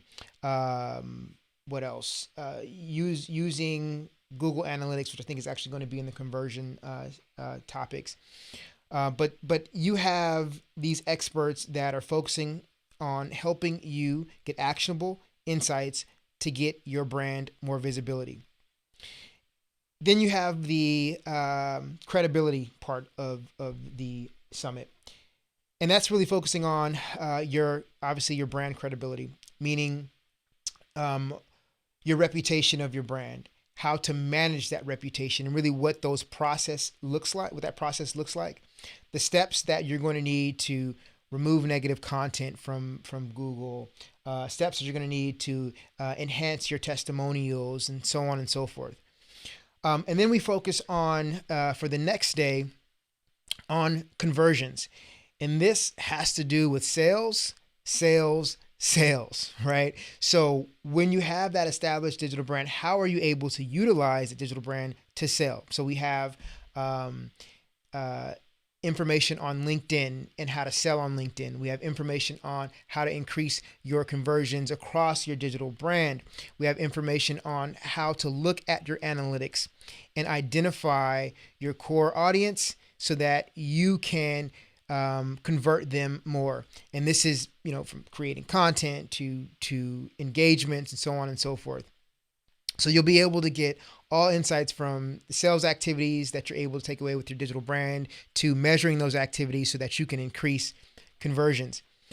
And then Friday is the last day of the summit, January 31st. And we're going to be talking about optimizations. Now, we're bringing these thought leaders and experts together. Dennis is one of them, where we're going to be focusing on how you can optimize your digital branding efforts. So all of the campaigns that you have, whether it be through content marketing, through social media, through advertising, what are some of the best practices to assist you in this process? And essentially, that last day is focused on bringing everything together. All the things that you've learned for the last 4 days is going to lead up to that last day, which is our focus on optimization. So that'll give you some more insight on exactly how we've programmed the Digital Branding Summit, and of course why we've programmed it. Right? I mean, there's plenty of summits and conferences and so on, but what makes this summit unique is that it focuses on this digital branding perspective, and not only teaching you those digital branding perspectives and allowing you to get actionable insights that you can take away and implement right away for your business, for your brand. It also has a very diverse lineup of experts. So let me go to the pictures. So diversity, with regard to background, with regard to gender, ethnicity, so on and so forth. Because with diversity, as you all I'm sure know, it provides for a better experience because it provides for different perspectives. So no matter who you are, when it comes to digital branding, there's an expert on this in this program for you. It doesn't matter if you are a B2C person with a B2C brand, business to customer brand, or a business to business brand. If you are an individual that's a consultant, if you are an individual that has a private practice, if you are a large corporation, it doesn't matter.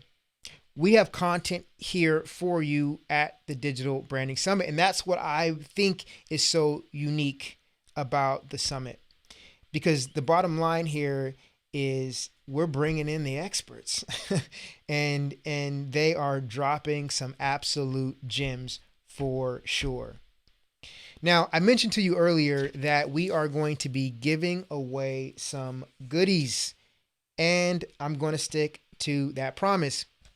So our last winner was Sarah Smile. Again, congratulations, Sarah. She won a Brand Mentions growing business account. That's going to be a 3-month account where she's able to monitor her brand as well as any other brand she wants, her competitors, I don't know, friends, family, whatever. You can do whatever you want from it.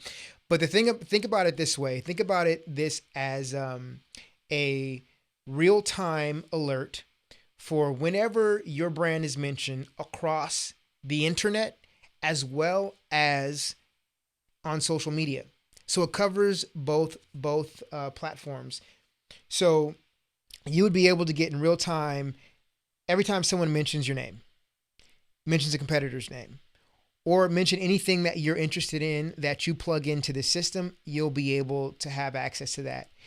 And you'll be able to get historical data, I believe. Let me make sure that I state that correctly.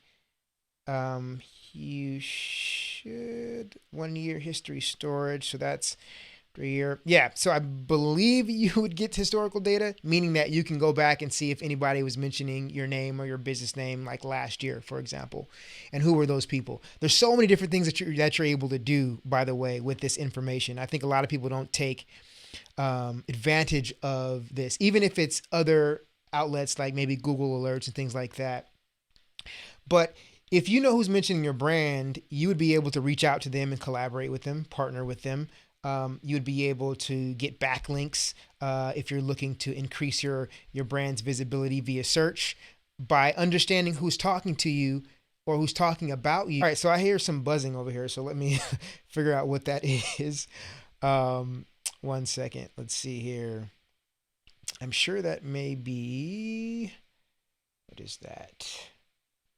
I have so many windows open.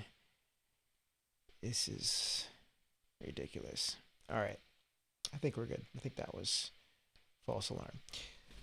All right. So let's see what else. All right. So let's give that away. All right. So if you're still with me, again, press the number 4 if you're still with me. And that's automatically going to enter you into this contest. If you're with me right now, press the number 4.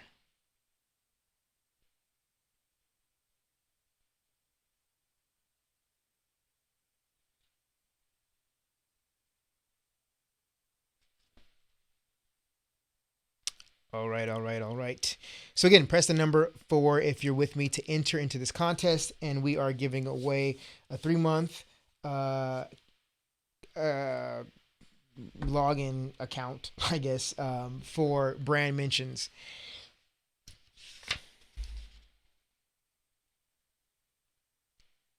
All right, so I am going to pick.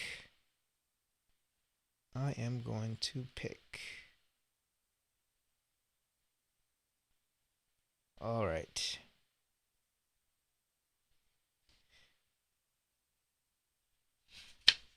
So, Don, you are the last person that submitted a comment. So you are the lucky winner.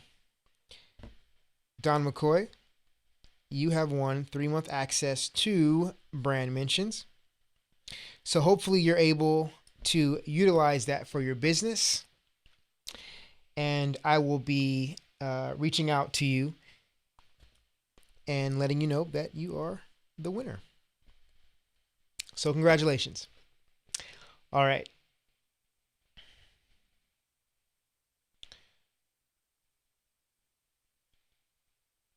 Moving on.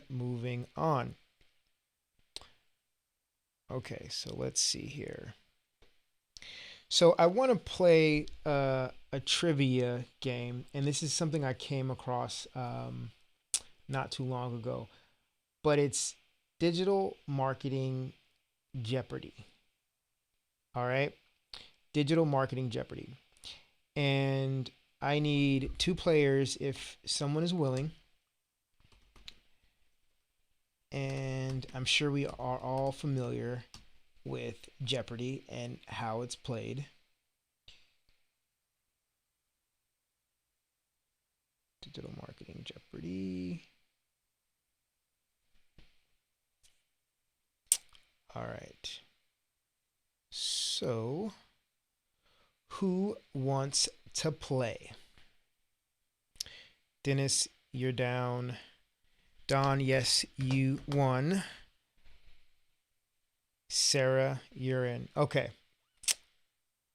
Awesome. All right. So, let's do this. Let's play some Jeopardy. All right. Here we go. So, I'm sure you're able to hear my screen. I'm sure you're able to, is this the right one? Donation, research, strategy, execution, grab bag. I'm sure you're able to see my screen. So team 1 is going to be Sarah. And how can I do this? Wait a minute. I think this is going to be, let's try my iPad, so I can hopefully see your questions on the iPad. All right.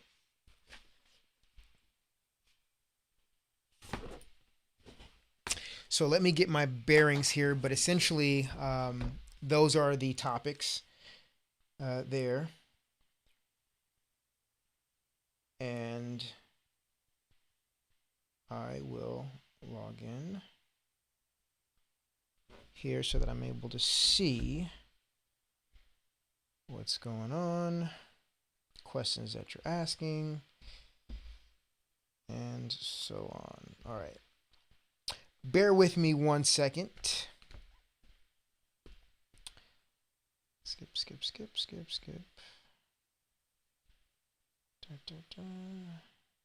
All right.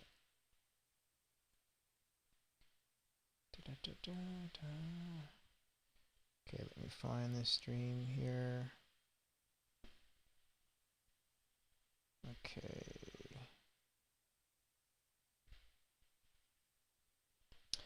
One second.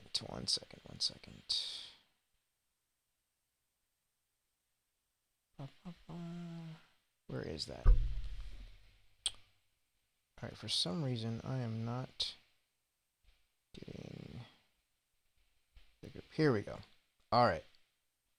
Cool. Here so that I'm able. Let me turn this down. Okay. I'm not gonna lie, the Jeopardy thing looks cool. Yeah, no, it really is. So, Sarah, you are going to be team 1, and Dennis, you're going to be team 2. So I'm gonna ask Sarah to pick a category and an amount. So I'm going to play the black Alex Trebek. Okay, so here we go. All right.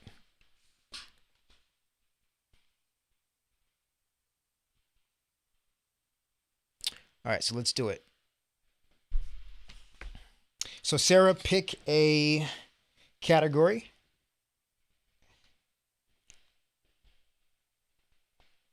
You know, I think this is probably going to be better if okay, Foundations 100. Sure, we'll start with that one. All right. Oh, I can't read this. Hold on. Let's see. All right, there we go. Make sure if you can see the whole screen. Yeah. 3 traditional forms of mass media are. This is good. This is a good start. I feel it. This is a good start. So go ahead and type in 3 traditional forms of mass media.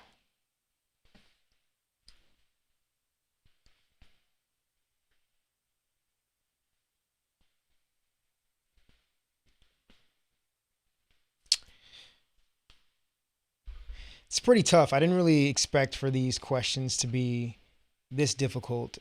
So sorry if I threw you for a loop, but um, yeah, this is something.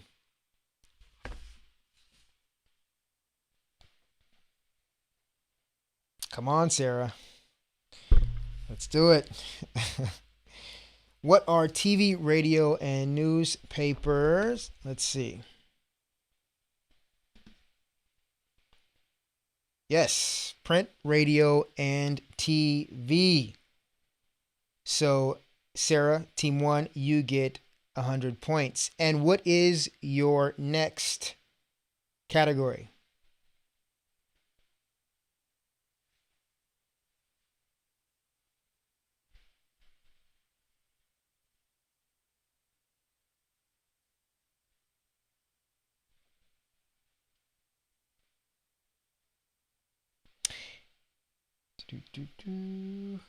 So let's see. You know what I think I'm going to do?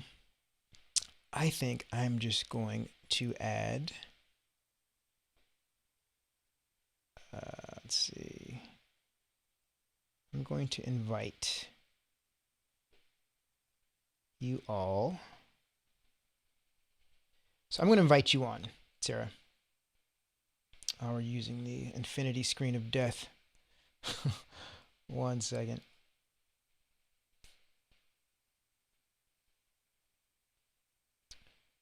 All right, let me get this squared away here.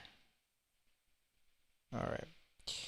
So I'm going to invite you, Sarah, so that invite you onto the Zoom, so that'll be a little bit easier for you. Yep. All right, so that is the Zoom link. So feel free to hop on the Zoom if you guys are wanting to converse.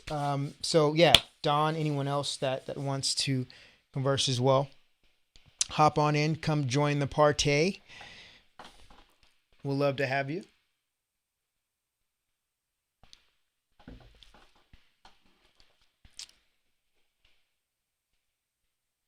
All right. So hop on in and we can play.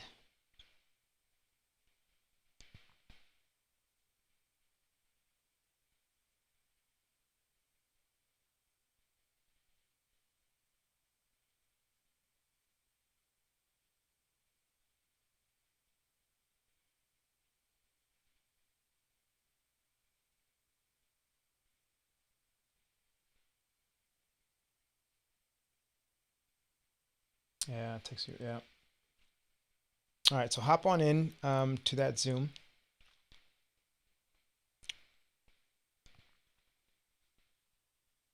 This is so impromptu here. And with all these different connections and streams. All right.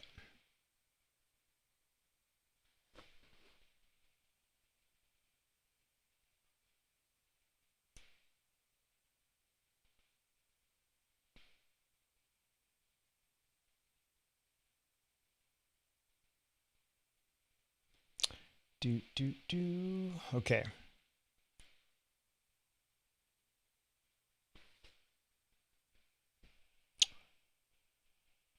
Let's see here.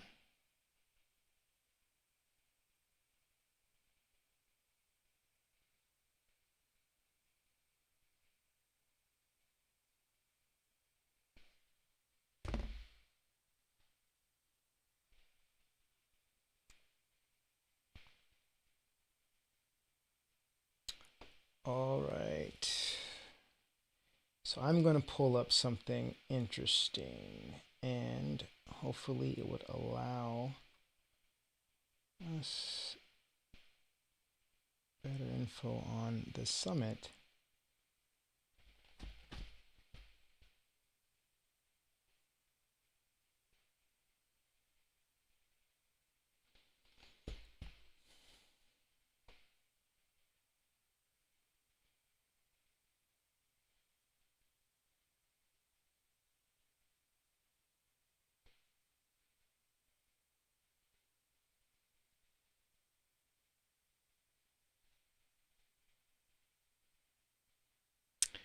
Do do do do do do. Okay. Okay.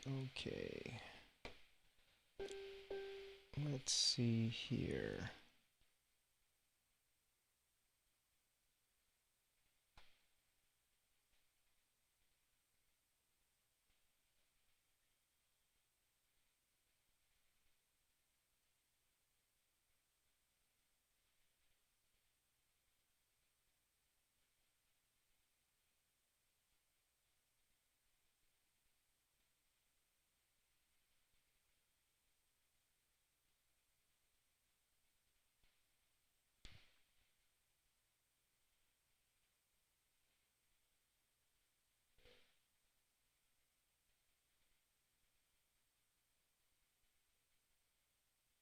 Mm-mm.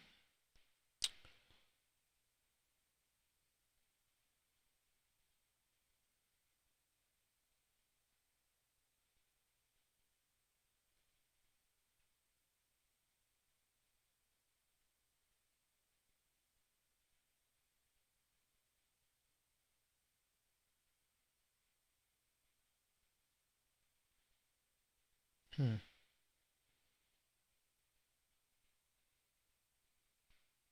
You jumped on. Okay. All right. All right. So let's go back here to the Zoom.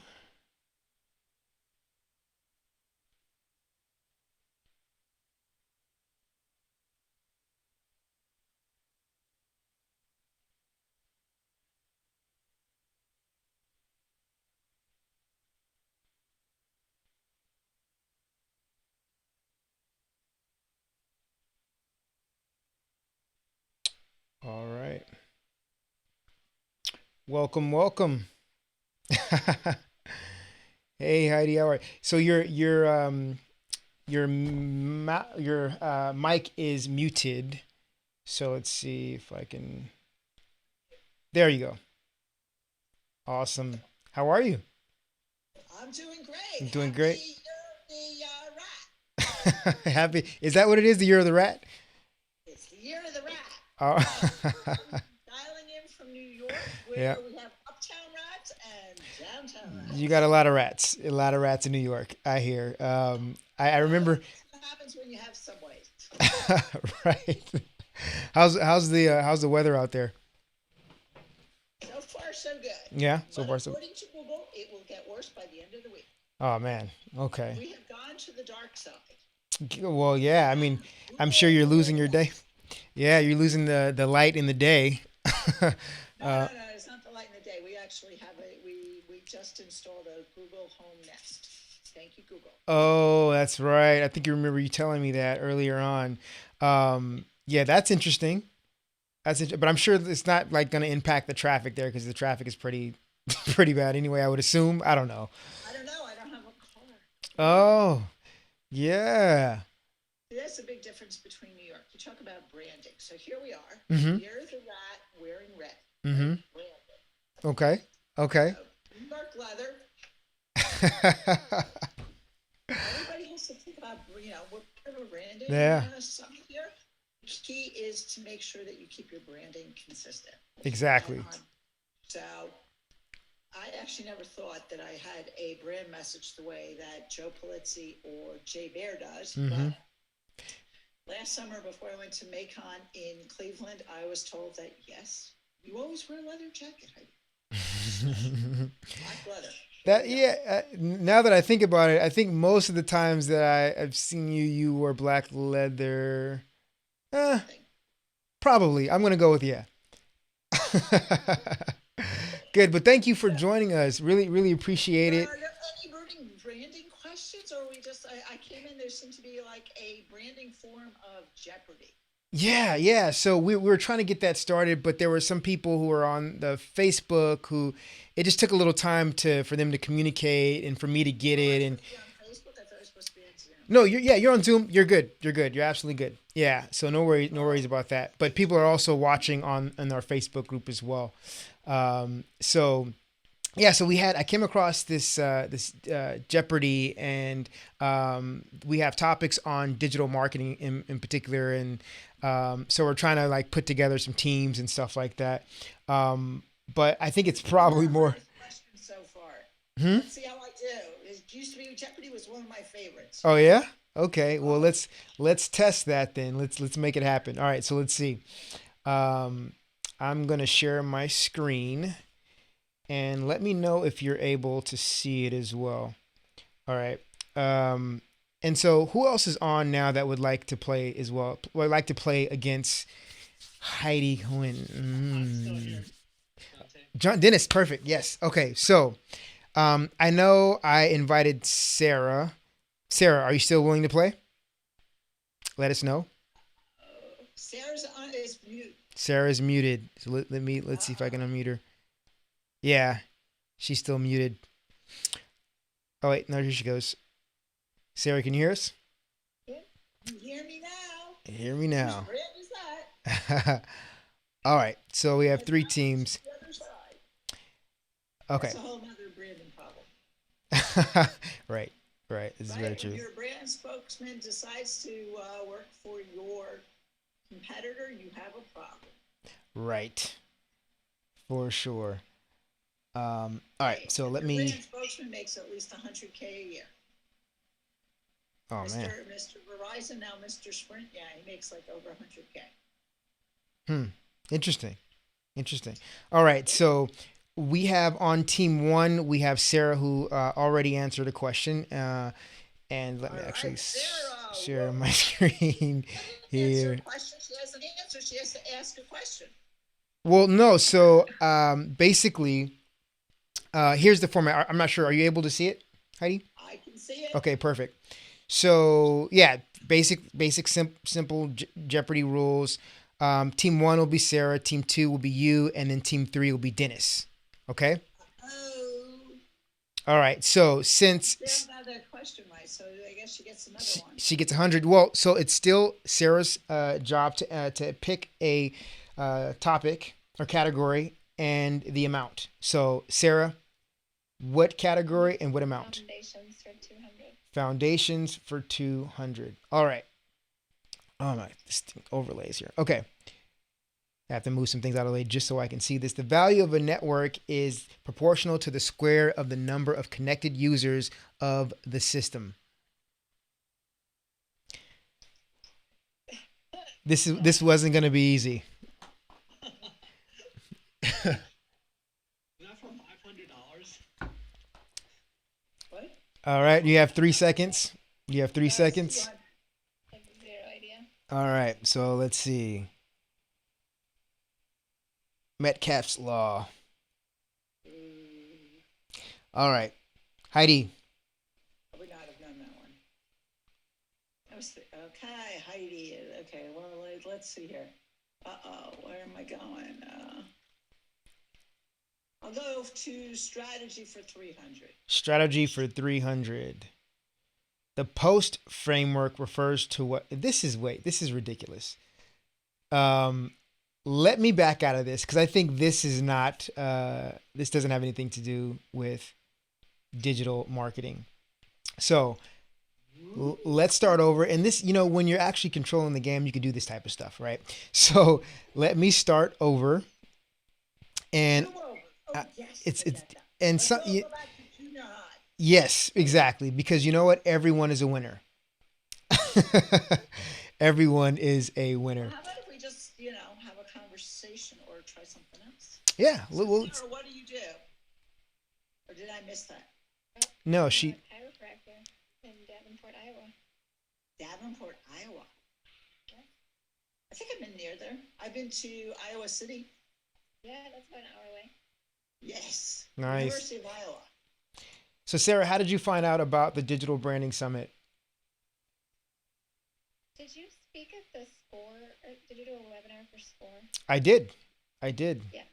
So I somehow, I think I saw that and somehow got connected to you and got an email. I don't know. Awesome.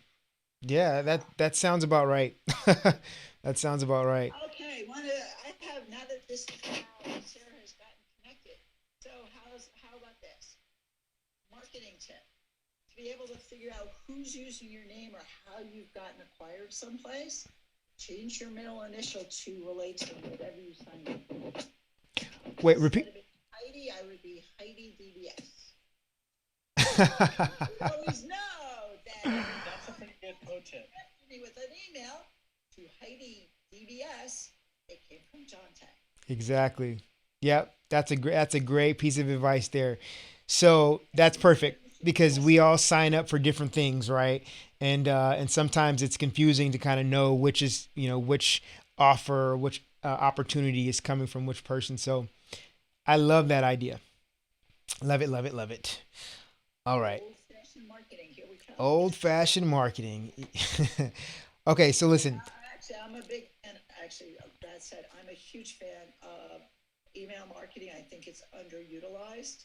The key to success on email marketing is having a great welcome letter Hmm. where, hint, DBS, you need to keep your brand going. You want to have consistent content coming out at least once a week.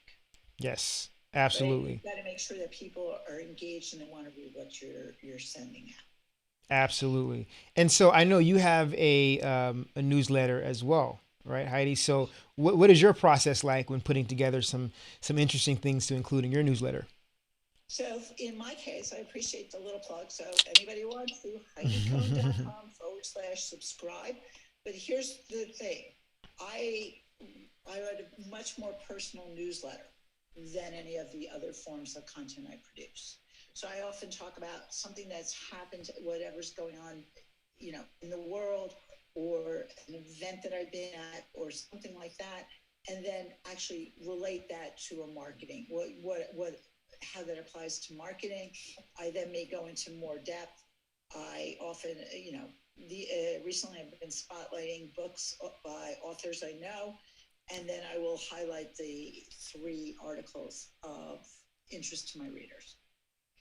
That's So awesome. that's how. So for example, That's good. like last week, last week was Martin Luther King Jr.'s birthday, so I used that as a hook to Mhm. get people in to start thinking about what else can we do, how do we think more broadly, and then use that and actually rolled into how to talk about branding.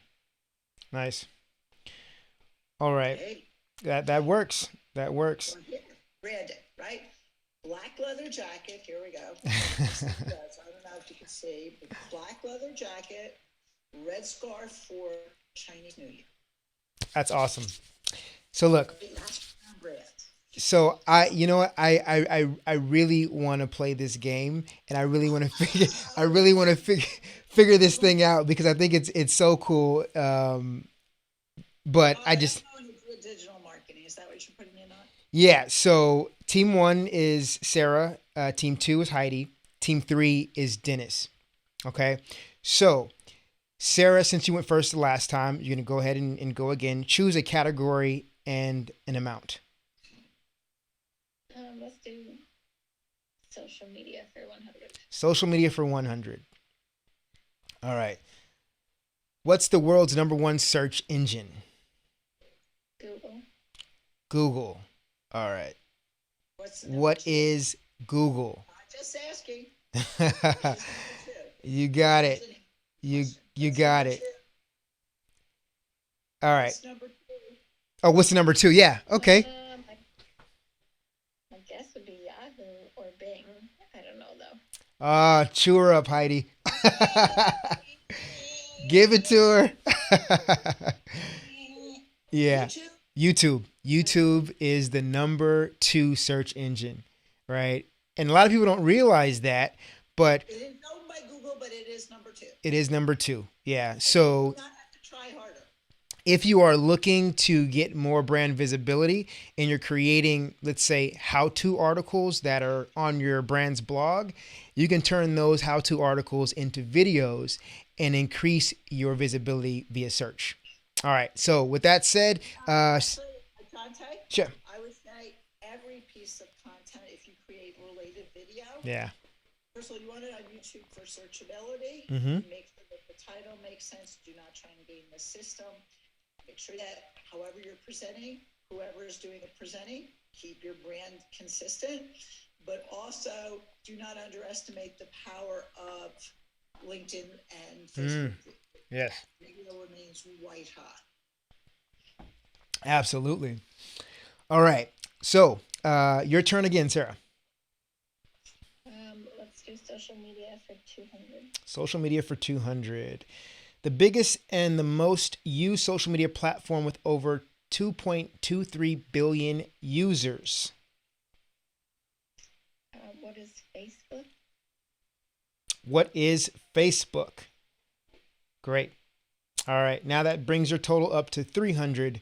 Sarah, category and amount.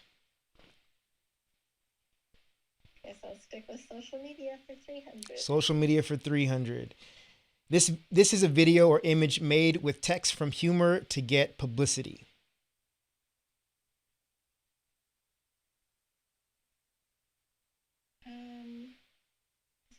What is a meme? What is a meme? Correct answer. That brings you to 600. I'm like channeling my inner Alex Trebek, as you can probably tell. Okay, go ahead. So, category and amount. Well, they're both from LA. Let's go with social media 400. Social media 400. What's the world's number 2 most visited website?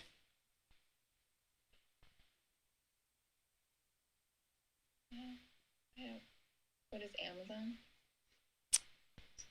What is YouTube? Oh, dang it. All right. So you're down to 200, and now we have team 2, which is Heidi. Heidi, category and amount. Digital marketing for 100. Digital marketing for 100. What does SEM stand for? What is search engine marketing? Bing. Bing, what is search engine marketing? You're on the board at 100. I'll go for digital marketing for 200. Digital marketing for 200. This is a discussion or informational website published on the World Wide Web consisting of discrete, often informal, dietary style text. What do you mean diet? Wait a second. Diary style text. I'm moving different windows here. What is a blog? What is a blog?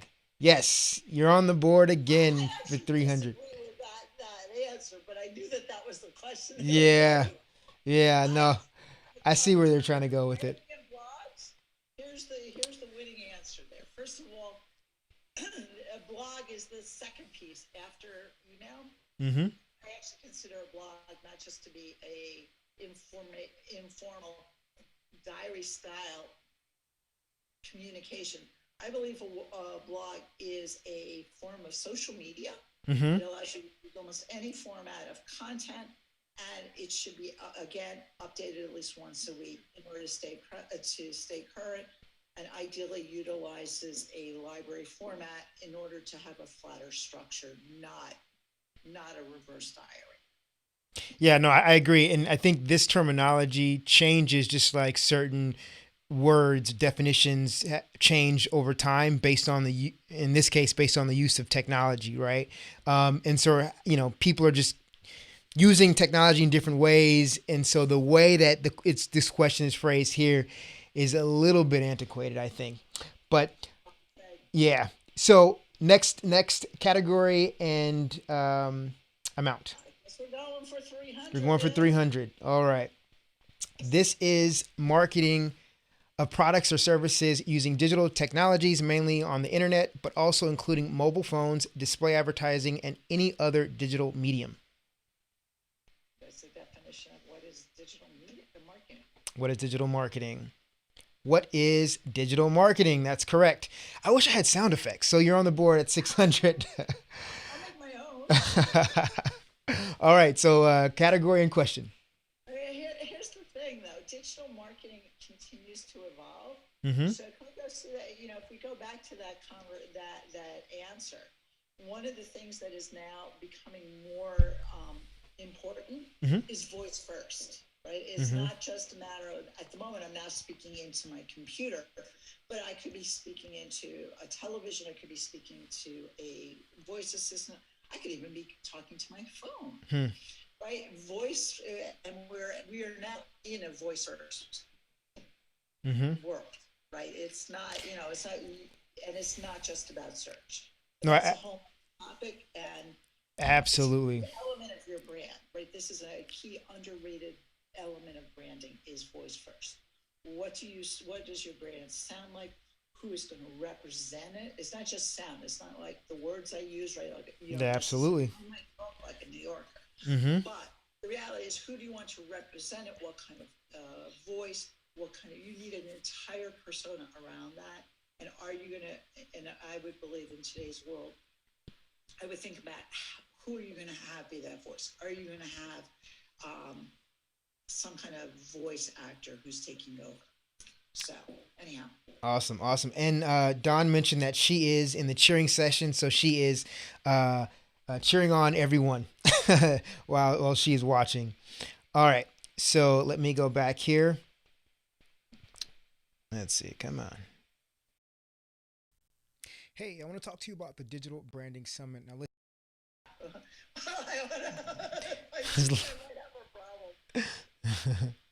all right, so let's see. Teaching certificates. Okay, let me go back here.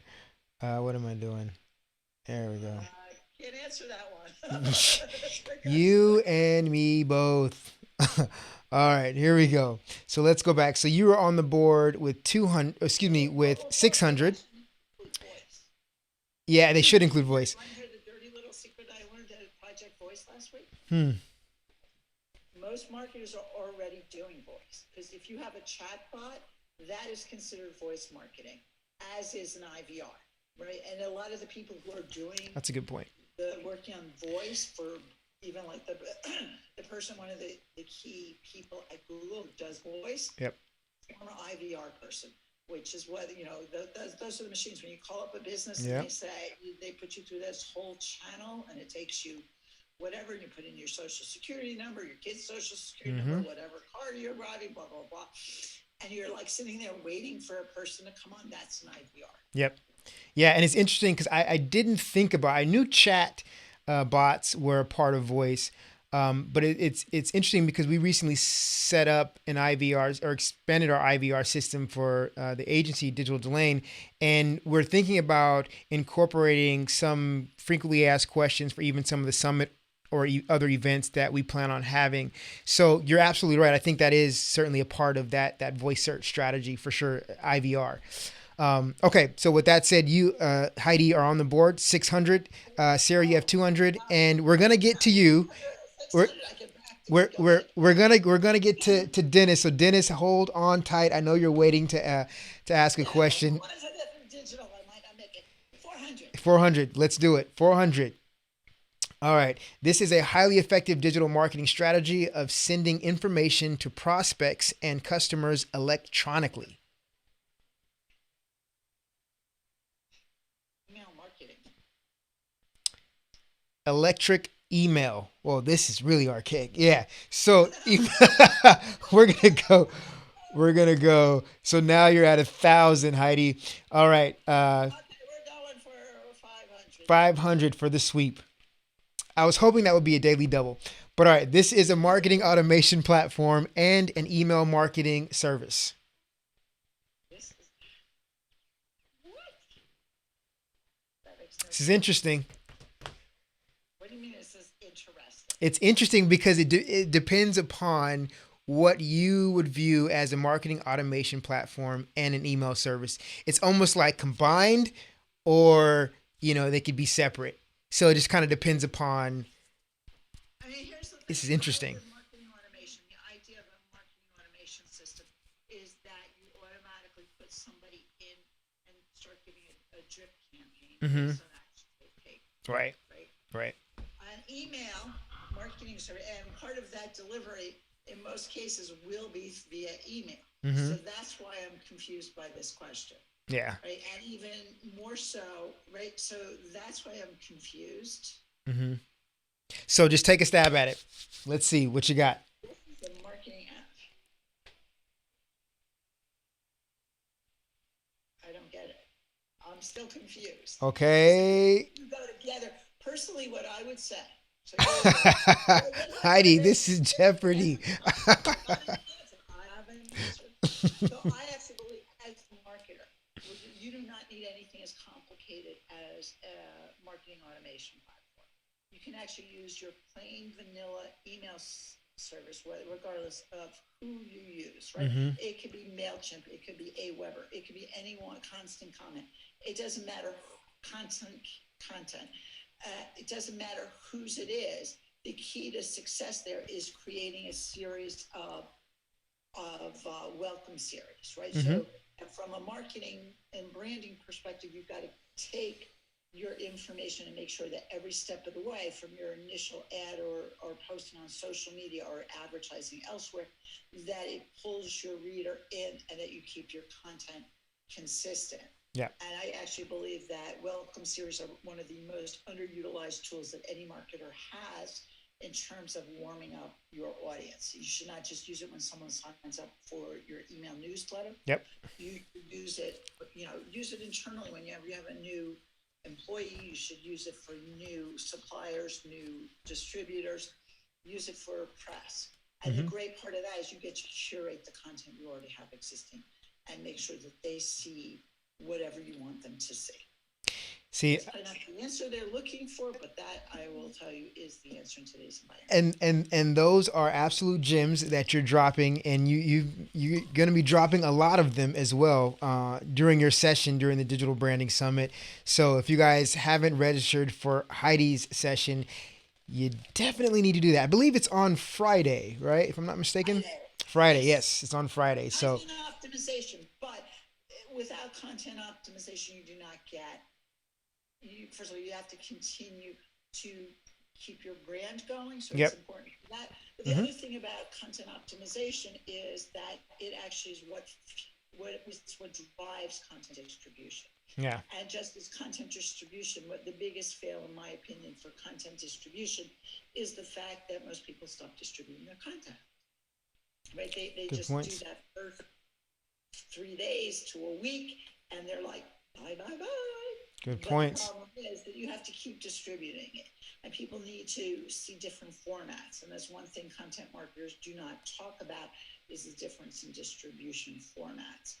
But just as you need to keep distributing it, you need to keep optimizing your content and transforming it from one format to another, because that's what helps you expand your audience. Absolutely, and it's funny that you mentioned that, because that was something that Rev, who just talked about, how he utilizes the unique or native functions of the social networks, and he is creating content based on those functions, and so that's a good example of that as well. So I'm going to go ahead and see what the answer is to this question.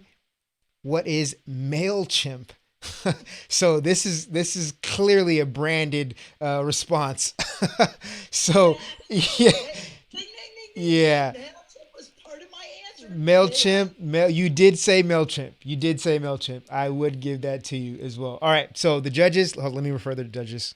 Okay, cool. Judges, yes, you got it. MailChimp, you're at $1,000 or 1,000 points, Heidi. So we're all done with the digital marketing. We're all done with the digital marketing. So let's go on to another topic. Okay, social media for 500. All right, we're going to end the social media with 500 category. All right, this is an online news and social networking service on which users post and interact with messages known as tweets. We really didn't call it an online news. I knew you're gonna butcher this one. What is Twitter? But like, let's Yeah. it is not a news service. Right. Really, whoever wrote these questions, I think they need to go back to school. Just Yeah, I think it seems like this was probably written in like 2005. It seems that way. But it's interesting though, because when you think about Twitter as a news service, right? I mean, obviously, a lot of people get news from Twitter. Even let's be honest, the what happened with the death of Kobe Bryant today, right? A lot of people were flocking to Twitter in real time, and also I think it gives good reasons to why CNN was attempting to purchase, or at least they were certainly in the conversation. And so it makes sense as far as how people get news in real time, what it looks like, and on what social platform are people flocking to during times where they need the news. And it is Twitter, right? So I can see. I would agree with you that Mhm. Twitter does fulfill that need in terms of I want news, I want to know what's happening, I need to know what's happening now. Hmm. That said, Twitter is not a news service. It is a place where people share information. And as a matter of fact, from that perspective, as a marketer and a brand, right? Let's go back to the fact that this is a digital branding summit. Hmm. From a brand perspective, you need to think about where your brand appears and how it is used. In the 2020 Edelman Trust Barometer, which was released last week, right before Davos, here's the thing. It says that advertisers can be hurt by being associated with platforms that encourage fake news. So yes. This is actually well published research. Hmm. So I think that as marketers, we have to start thinking about how we segregate or what we use social media for versus what we're doing and how we're thinking about other types of platforms.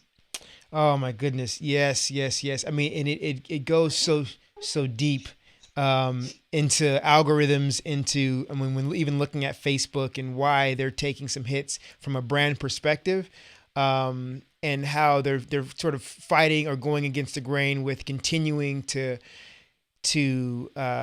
let that type of content live on their platform. When again, if you go to a platform that is just bombarded with fake news and product integrations and all this other stuff, I mean, it's not an attractive platform, right? And I think it's a turnoff ultimately for users. And so that I can go on and on and on about this, but that's part of the I actually think marketers issue. have to think about this because Yeah. in today's world, when you start looking at data like Edelman, right? Mhm. And we're not just talking about company A went out and did research to support their brand, right? Yeah. Edelman's research barometer has been going for, I think this is the 10th year, I could be wrong, but they continually update it. They do it every year, which means that there's a certain level that they're doing this in a very professional way. They're not Mhm. trying to prove one perspective or another, which a lot of research that is sponsored by a company does. Yeah. Yeah. And as marketers, you have to look and say, part of this is that, what I wouldn't say, while I won't say that I disagree that Twitter is a news entity, I don't disagree with the fact of calling Twitter a media entity. Right? And that I think is one of the problems that social media platforms have, is that they are media entities. They are not news media. There's a very big distinction. So as That's a good point. right? Did you understand? Absolutely. right? So a news entity, in my opinion, is an entity that hires journalists that perform a very necessary job in the world. They investigate, they do investigative research, they create content that has a level of quality, it is fact checked before it is published, and it is paid for. Right, that is what a news entity does, Mm-hmm. and there is a separation of church and state in a high value media entities Yes. such as the New York Times or the Economist, Right. meaning that the decisions made on the editorial side are not influenced by how they will make money. Mm. Matter of fact, the Economist does not allow ads to be on the same page or to interrupt their editorial. So what do I mean that companies like Twitter and Facebook as social media entities are media platforms, right? Absolutely. Yeah. Platform, That's yeah, I was gonna say that's I'm sorry. I'm sorry, go ahead. I'm sorry, I could keep talking. No worries, no worries. I mean, I think those are all great points, and it's something that marketers and anyone in the digital space is going to have to consider when creating content, when distributing that content on these social networks, because there's ultimately going to be some changes because of talks around that specific topic, right? Difference between news outlets versus media outlets and where your content should live, right? So yeah, no, that's spot on. But So let me go back. I think we lost Sarah though. oh, did we lose Sarah? What about Dennis? Dennis? Okay, Dennis, yes, you're still here. Okay, perfect. So, Dennis, I'm going to let you ask the next question. Now, clearly, as you see on the board, digital marketing social media is completely done. So, we still have marketing terms, we still have more vocab we have learned, and silly trivia. So, feel free to pick. Why don't we try more vocabulary for 100? More vocabulary for 100. This is a website that only sells products on their website with no physical store to enter. What is Amazon? What is e-commerce? What is click only? Oh, yeah. What is Okay. click only? Ouch. So you're starting off with negative. Only I That's right. Yeah, honestly, I don't know about that one. I don't know about that. I think that there's a problem with There's a definite problem. So here's what I'm gonna do, Dennis. I'm gonna give you another stab at it.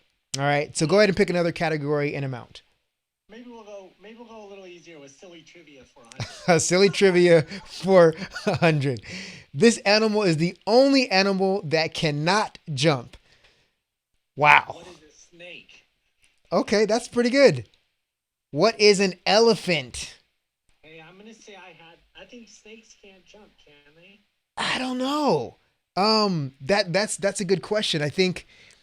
We're gonna ask Google. 1 minute, my husband is gonna check Google. Okay, yeah. Let's get some insight on that because That makes no sense. yeah, I don't.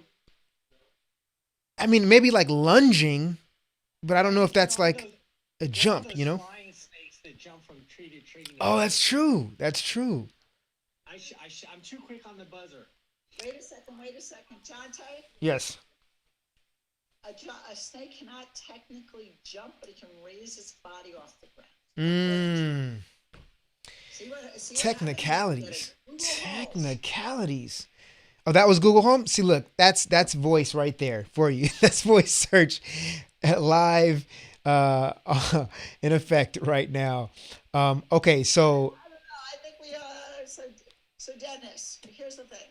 Why did you say my question to you? Okay, is why did you say Amazon, not e-commerce? I think I was just a little fast on the trigger there. I was just so excited to. to finally ask a question. All right, Dennis. Here's the thing. I think Dennis is right, although I'm not sure if Amazon is bigger than Alibaba. True. That's true. That's a good point. That's a really good point. That's a really good point. That said, Amazon is more than just e-commerce. That's another good point. That's another good point. Right? Yeah. Well, said to the woman, my first projection for 2020 is that Amazon eats the world. Ah. I do not believe that their e-commerce is their biggest.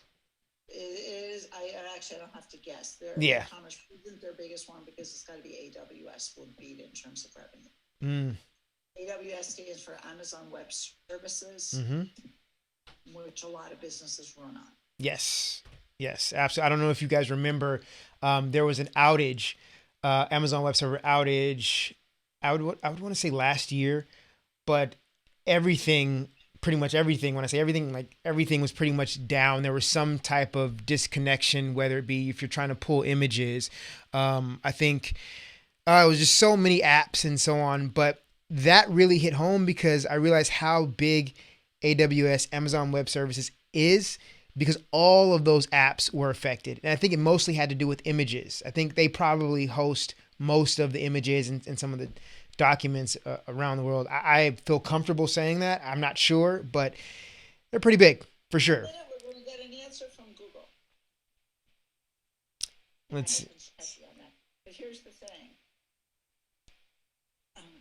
All right. So while we're getting that answer, Dennis, I'll give you another shot. Okay. So pick another category and amount. Let's try marketing terms. Oh, wait a second. Time out.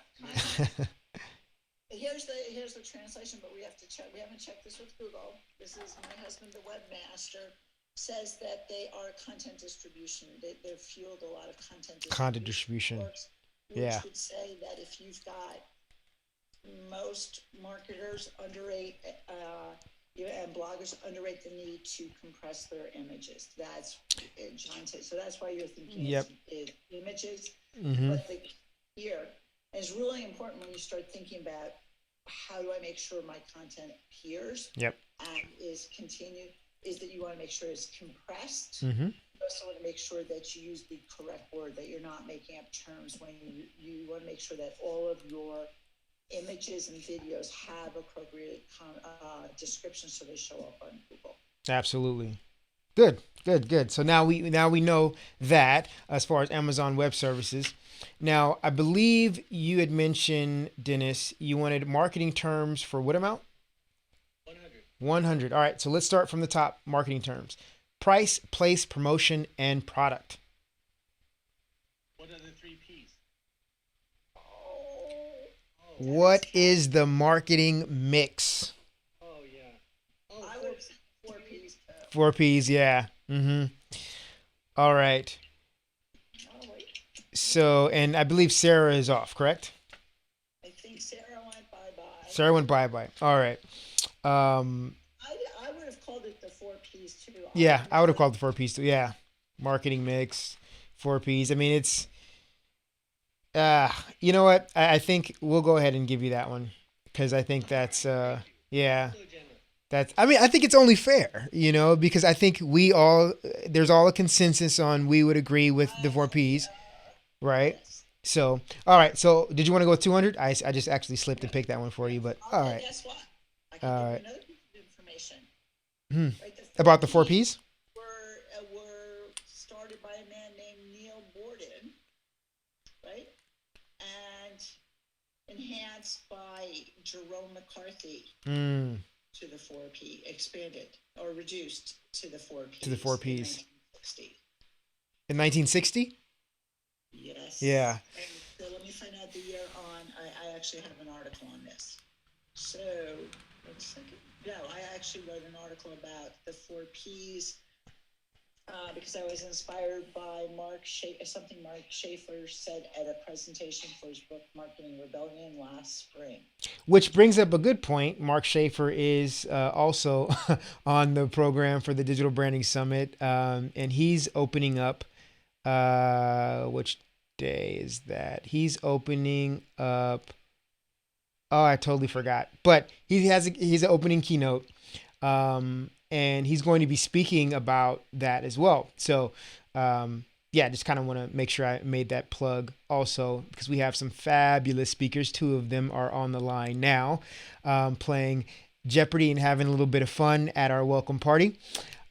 So yeah, go back to what you were saying, Heidi. I was going to say, so I actually was inspired by a talk that Mark gave regarding his book. I think he calls it Customer Rebellion.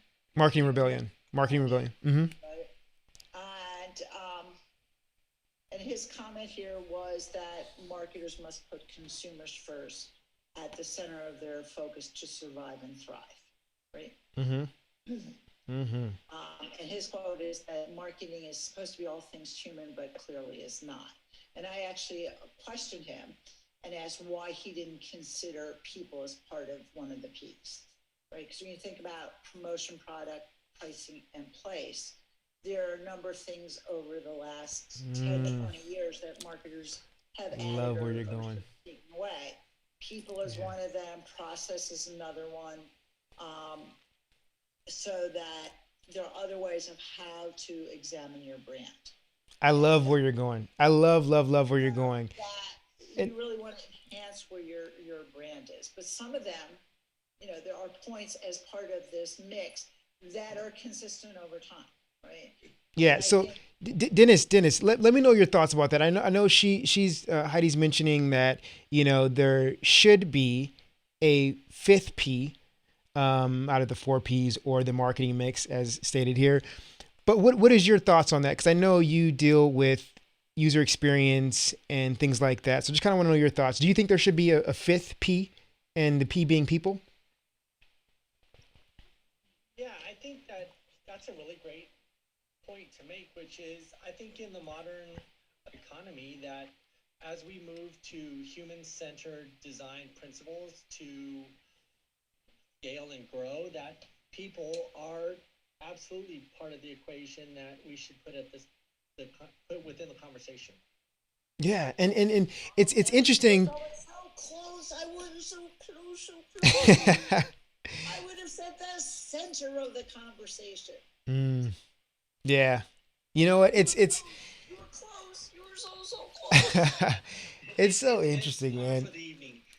So Heidi, That's another question. As part of user design, Dennis, do you also think about voice, right? Because there's actually something called voice user interface.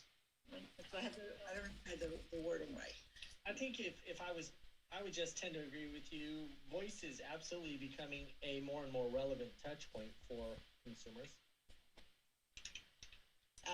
Okay, Dennis, I have a better question than John Tech. Okay? Hit me. What's the most common voice device that most people use? Their mobile phone. Yes!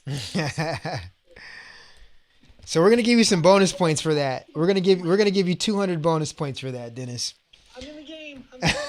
You're still in the game. You're not in debt. Okay, so you're fresh, new, with 0. So this question here for the marketing terms category for 200 is: these are different groups within the population.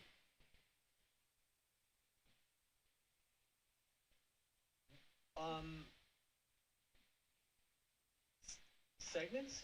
What are segments? What are segments? What are demographics? So I was going to go either with segments or demographics.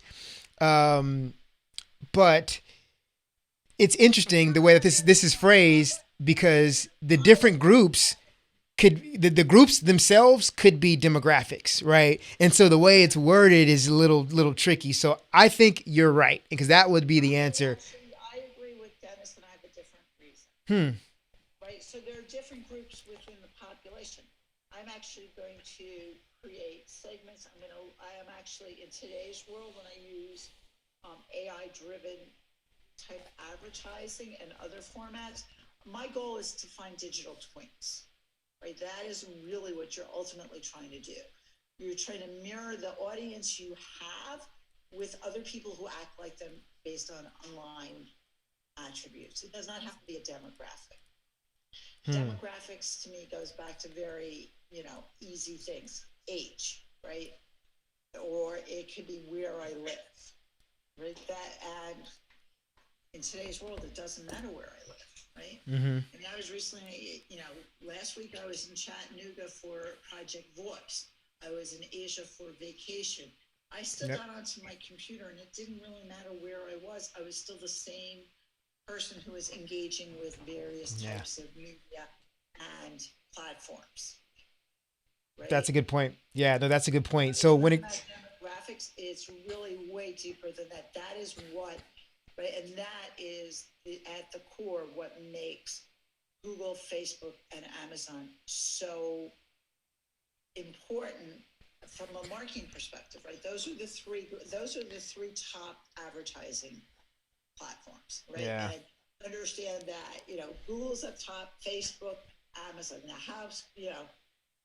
right? And Amazon makes about a quarter of what Facebook does. But each of these three major entities are really an oligopoly, and they own a huge amount of information. yeah, And it, right, they've built it over time. Right, so that from a consumer perspective, going back to what the issues were we were talking about before, customers not trusting being on platforms where you've got fake news. You need to be transparent. You've got to build trust and be able to build an audience that wants to keep coming back and paying attention to you. yeah, no, that is spot on. And even Don McCoy says, yes, people are a part of the equation, Dennis. So yeah, that's sure. And what's interesting too, and I'm starting to learn from the questions that are being asked on this platform, is that most of these questions probably were written in 2005. And I say that because, to your point, Heidi, about how you're in Asia, or yeah, probably late, I don't know, late 1990s, I don't know, but it's like, to your point, Heidi, about you being able to do business in Chattanooga or Asia. The fact of the matter is, when you look at demographics, right, traditionally it's more or less like geographic areas, right, and very like silo traditional type of demographics. But then you're focused more on segments now because things are more segmented, right? Technology, all these platforms, emerging platforms and social networks and so on are all segmented. So you have more segments within that demographic that one should focus on. So it's not a very broad approach when you're trying to target your audience.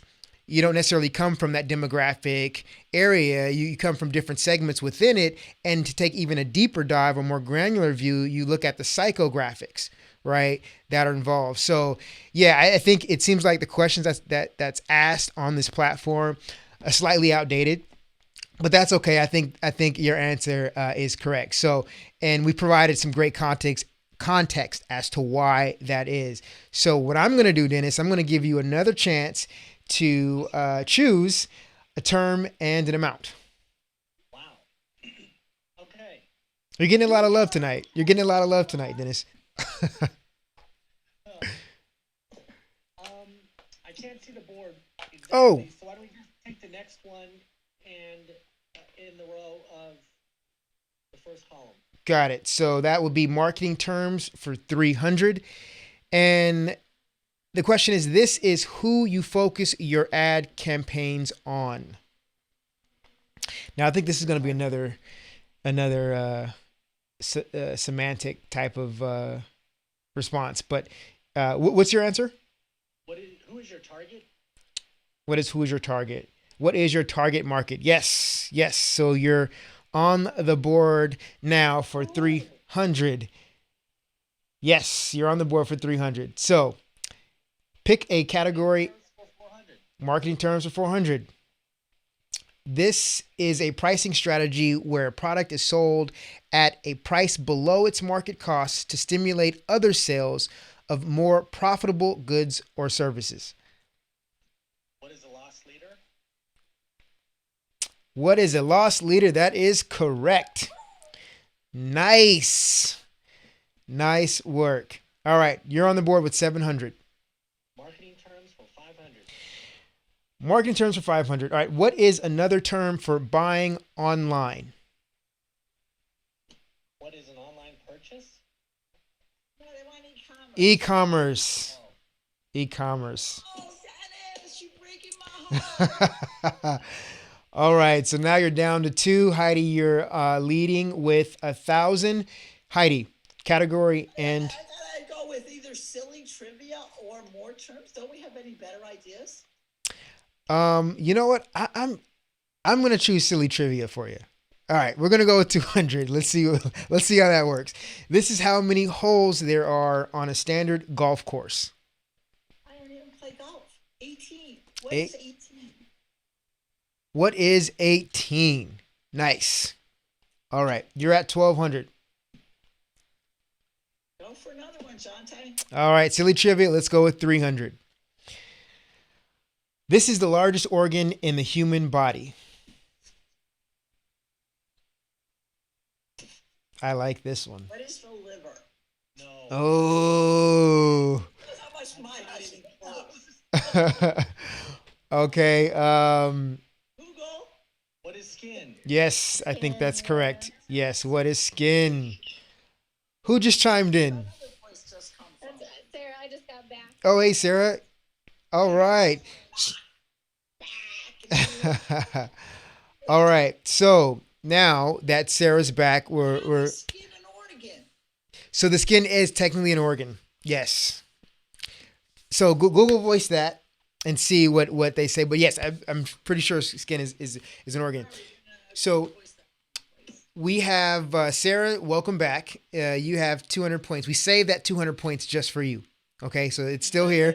Heidi is in the lead with 900, and Dennis is tied with Sarah at 200. Okay, so Sarah, since you've just now hopped on, thank you. And I'm supposed to have 600 because I answered social media 100, 200, and 300 correctly. I think there was an answer Oh, and then you that subtract. yeah, you subtract. Mm-hmm. Oh, gotcha. Okay. Yeah. All right. And Don McCoy says, "Welcome back, Sarah, and get in the game!" Exclamation mark. All right, Anissa, you can get in the Zoom session if you scroll up in the message discussion timeline. You'll be able to see a link that I added to that discussion session. All right, and go ahead and hop in. So, Sarah, you're on the board with 200 points, category and amount.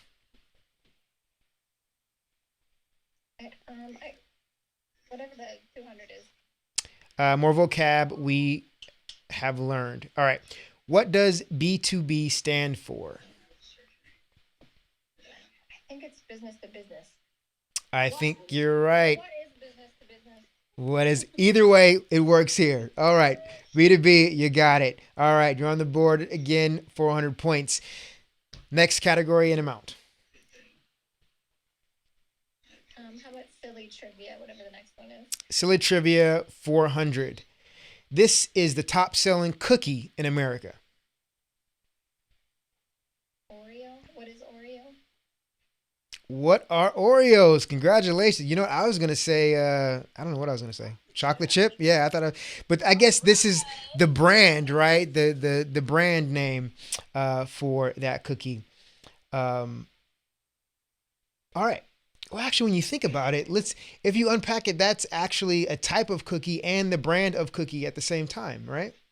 But I guess you have some knockoffs or Oreos is brand, but then the type of, so like, say for example, if you see a chocolate chip cookie, you don't know if that could be, I don't know, Mrs. Fields or, you know, yeah, all that stuff. Famous Amos, you know, but when you see an Oreo cookie, it's like, that's an Oreo cookie. All right, so that's interesting. That's really interesting. All right, so No, Oreos are a brand and they're trademark. Oreos are a brand. Who owns Chips Ahoy? Mm-hmm. Oh, yeah. Yep, that's a good example there. That you would not be able to trademark it. I do not believe you could trademark a chocolate chip. Hmm. All right, so you're still on the board with 800. You're nipping at the heels of Heidi with 900 and 200. Dennis, you're still looking to catch up here. So, Sarah, trivia and amount. Let's just silly trivia, the last one. The last one, silly trivia for 500. This is the world's biggest island.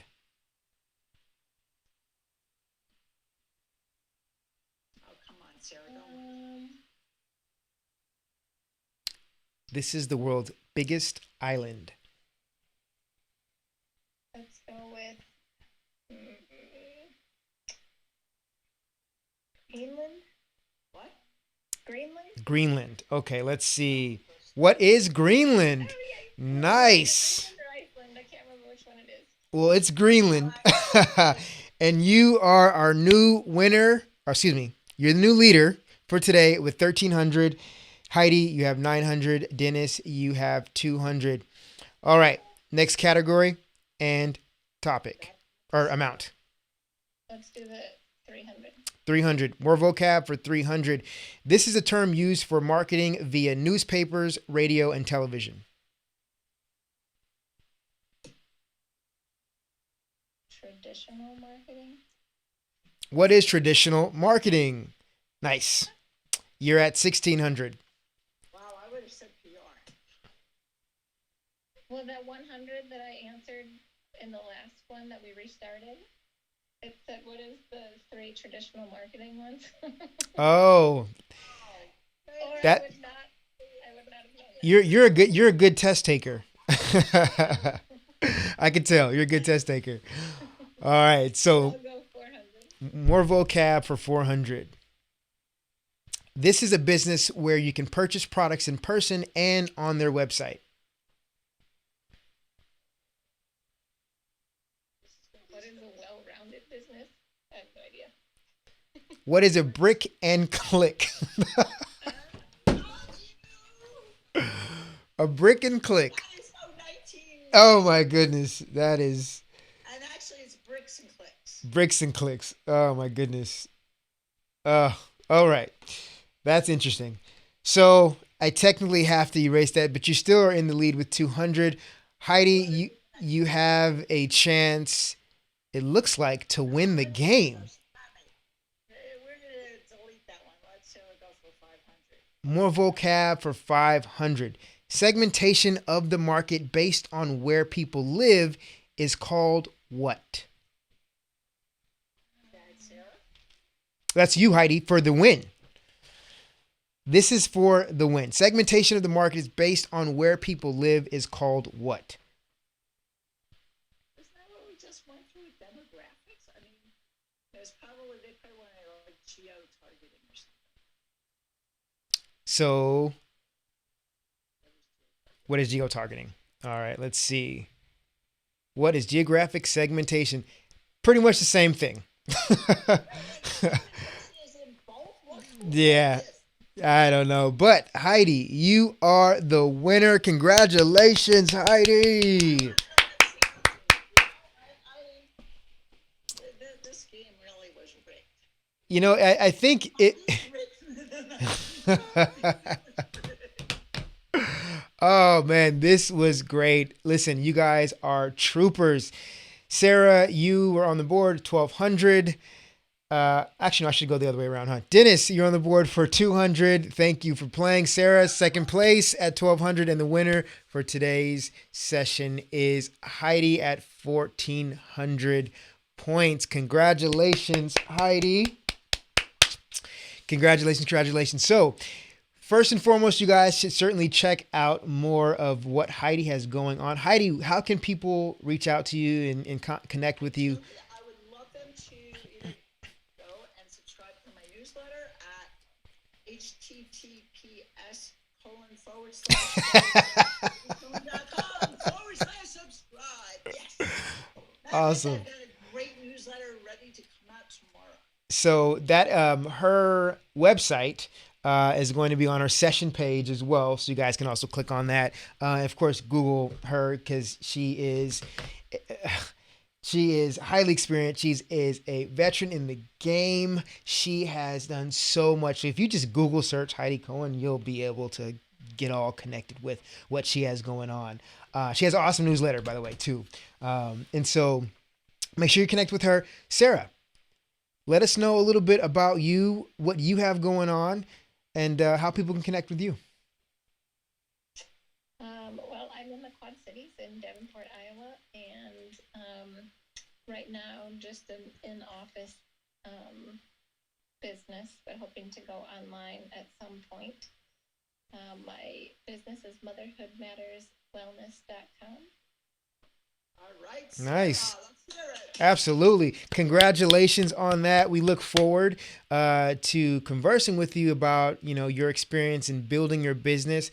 I know that's obviously one of the reasons why you've decided to join us and the Digital Branding Summit. So I really, really look forward to what you think about the summit. I'm sure you're going to get some valuable nuggets from all of our speakers, including Heidi and Dennis. Dennis, let us know a little bit more about you and where can people connect with you? People can connect with me on Instagram or Twitter at JustinTimeCX. And I also have a blog at justintimecx.com. Awesome. Well, listen, I appreciate you guys for coming and hanging out with us today at our welcome party. I hope everyone had a good time. I know I had a good time, and Hashtag you rock. and I'm really, really, really looking forward to tomorrow, the start of the Digital Branding Summit. So if you are listening, if you are consuming this, viewing this content outside of Facebook, listen, you got to sign up for the Digital Branding Summit. You've heard from some of the awesome speakers that are going to be teaching some actionable insights that you can apply right away to your business and brand. I'm really, really excited about it. So we start tomorrow morning at 8 a.m. Pacific time and go all the way until 6 p.m. At 5 p.m., we have our live Q&A. So we're bringing in the speakers from that day to answer any of the questions that you have. So if you're going to make the most out of the Digital Branding Summit, here's a couple of things I highly recommend. If you have the free pass, make sure you join the Facebook group, which we are broadcasting on now. And you would be able to view the Q&A sessions as well as ask, some sessions in the discussion session. And then we'll pull from some of those questions and ask the speakers.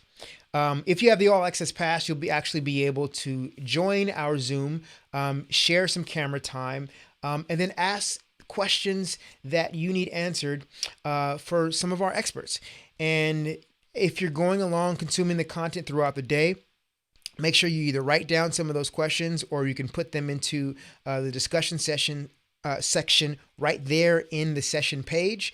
You can come to the Facebook group and we're going to have a post where we're essentially asking for a roundup of questions. And so what we'll do is in that live Q&A, we're going to start off with some live questions for people who are actually in the Zoom room. And then once those questions are done, we're going to go into our Facebook group and into social media and ask our session leaders some of those questions. So that's what I certainly would do to maximize your experience with the Digital Branding Summit. And listen, it's going to be a ton of fun. Make sure you try to attend all the sessions that you signed up for and more. Again, it's on a rolling 24-hour basis. If you have that All Access Pass, then you'll be able to see the downloads. You'll be able to see the content for the entire year, so on and so forth. You can just check at the very top of the website. There's an upgrade button there, so you'll be able to check that and see exactly what you get with the All Access Pass. But ultimately, I'm excited and I'm so grateful for some of the speakers that have joined us here today. Thank you, Heidi. Thank you, Dennis. And thank you, Sarah, for jumping in and participating in our Jeopardy. Really appreciate that. So that's about it. I am going to wrap it up. Heidi, I know it's like 11 p.m. your time. It's that never sleeps. Oh, yeah, right. I heard that. I hear that. Hashtag digital DB Summit. DB Summit. DB Summit. Hashtag DB Summit is. You rock. You rock, Heidi. I really appreciate you. Seriously. Always a good time. Every time I talk to you, without fail. Always a good time. I love it. Dennis, thank you again. Sarah, thank you again. Everyone else on the stream, thank you so much. I'll see you guys tomorrow at the Digital Branding Summit. DigitalBrandingSummit.com is where you need to go to access all of the information. All right? Cool. So I will see you then at the Digital Branding Summit. You guys have a good night.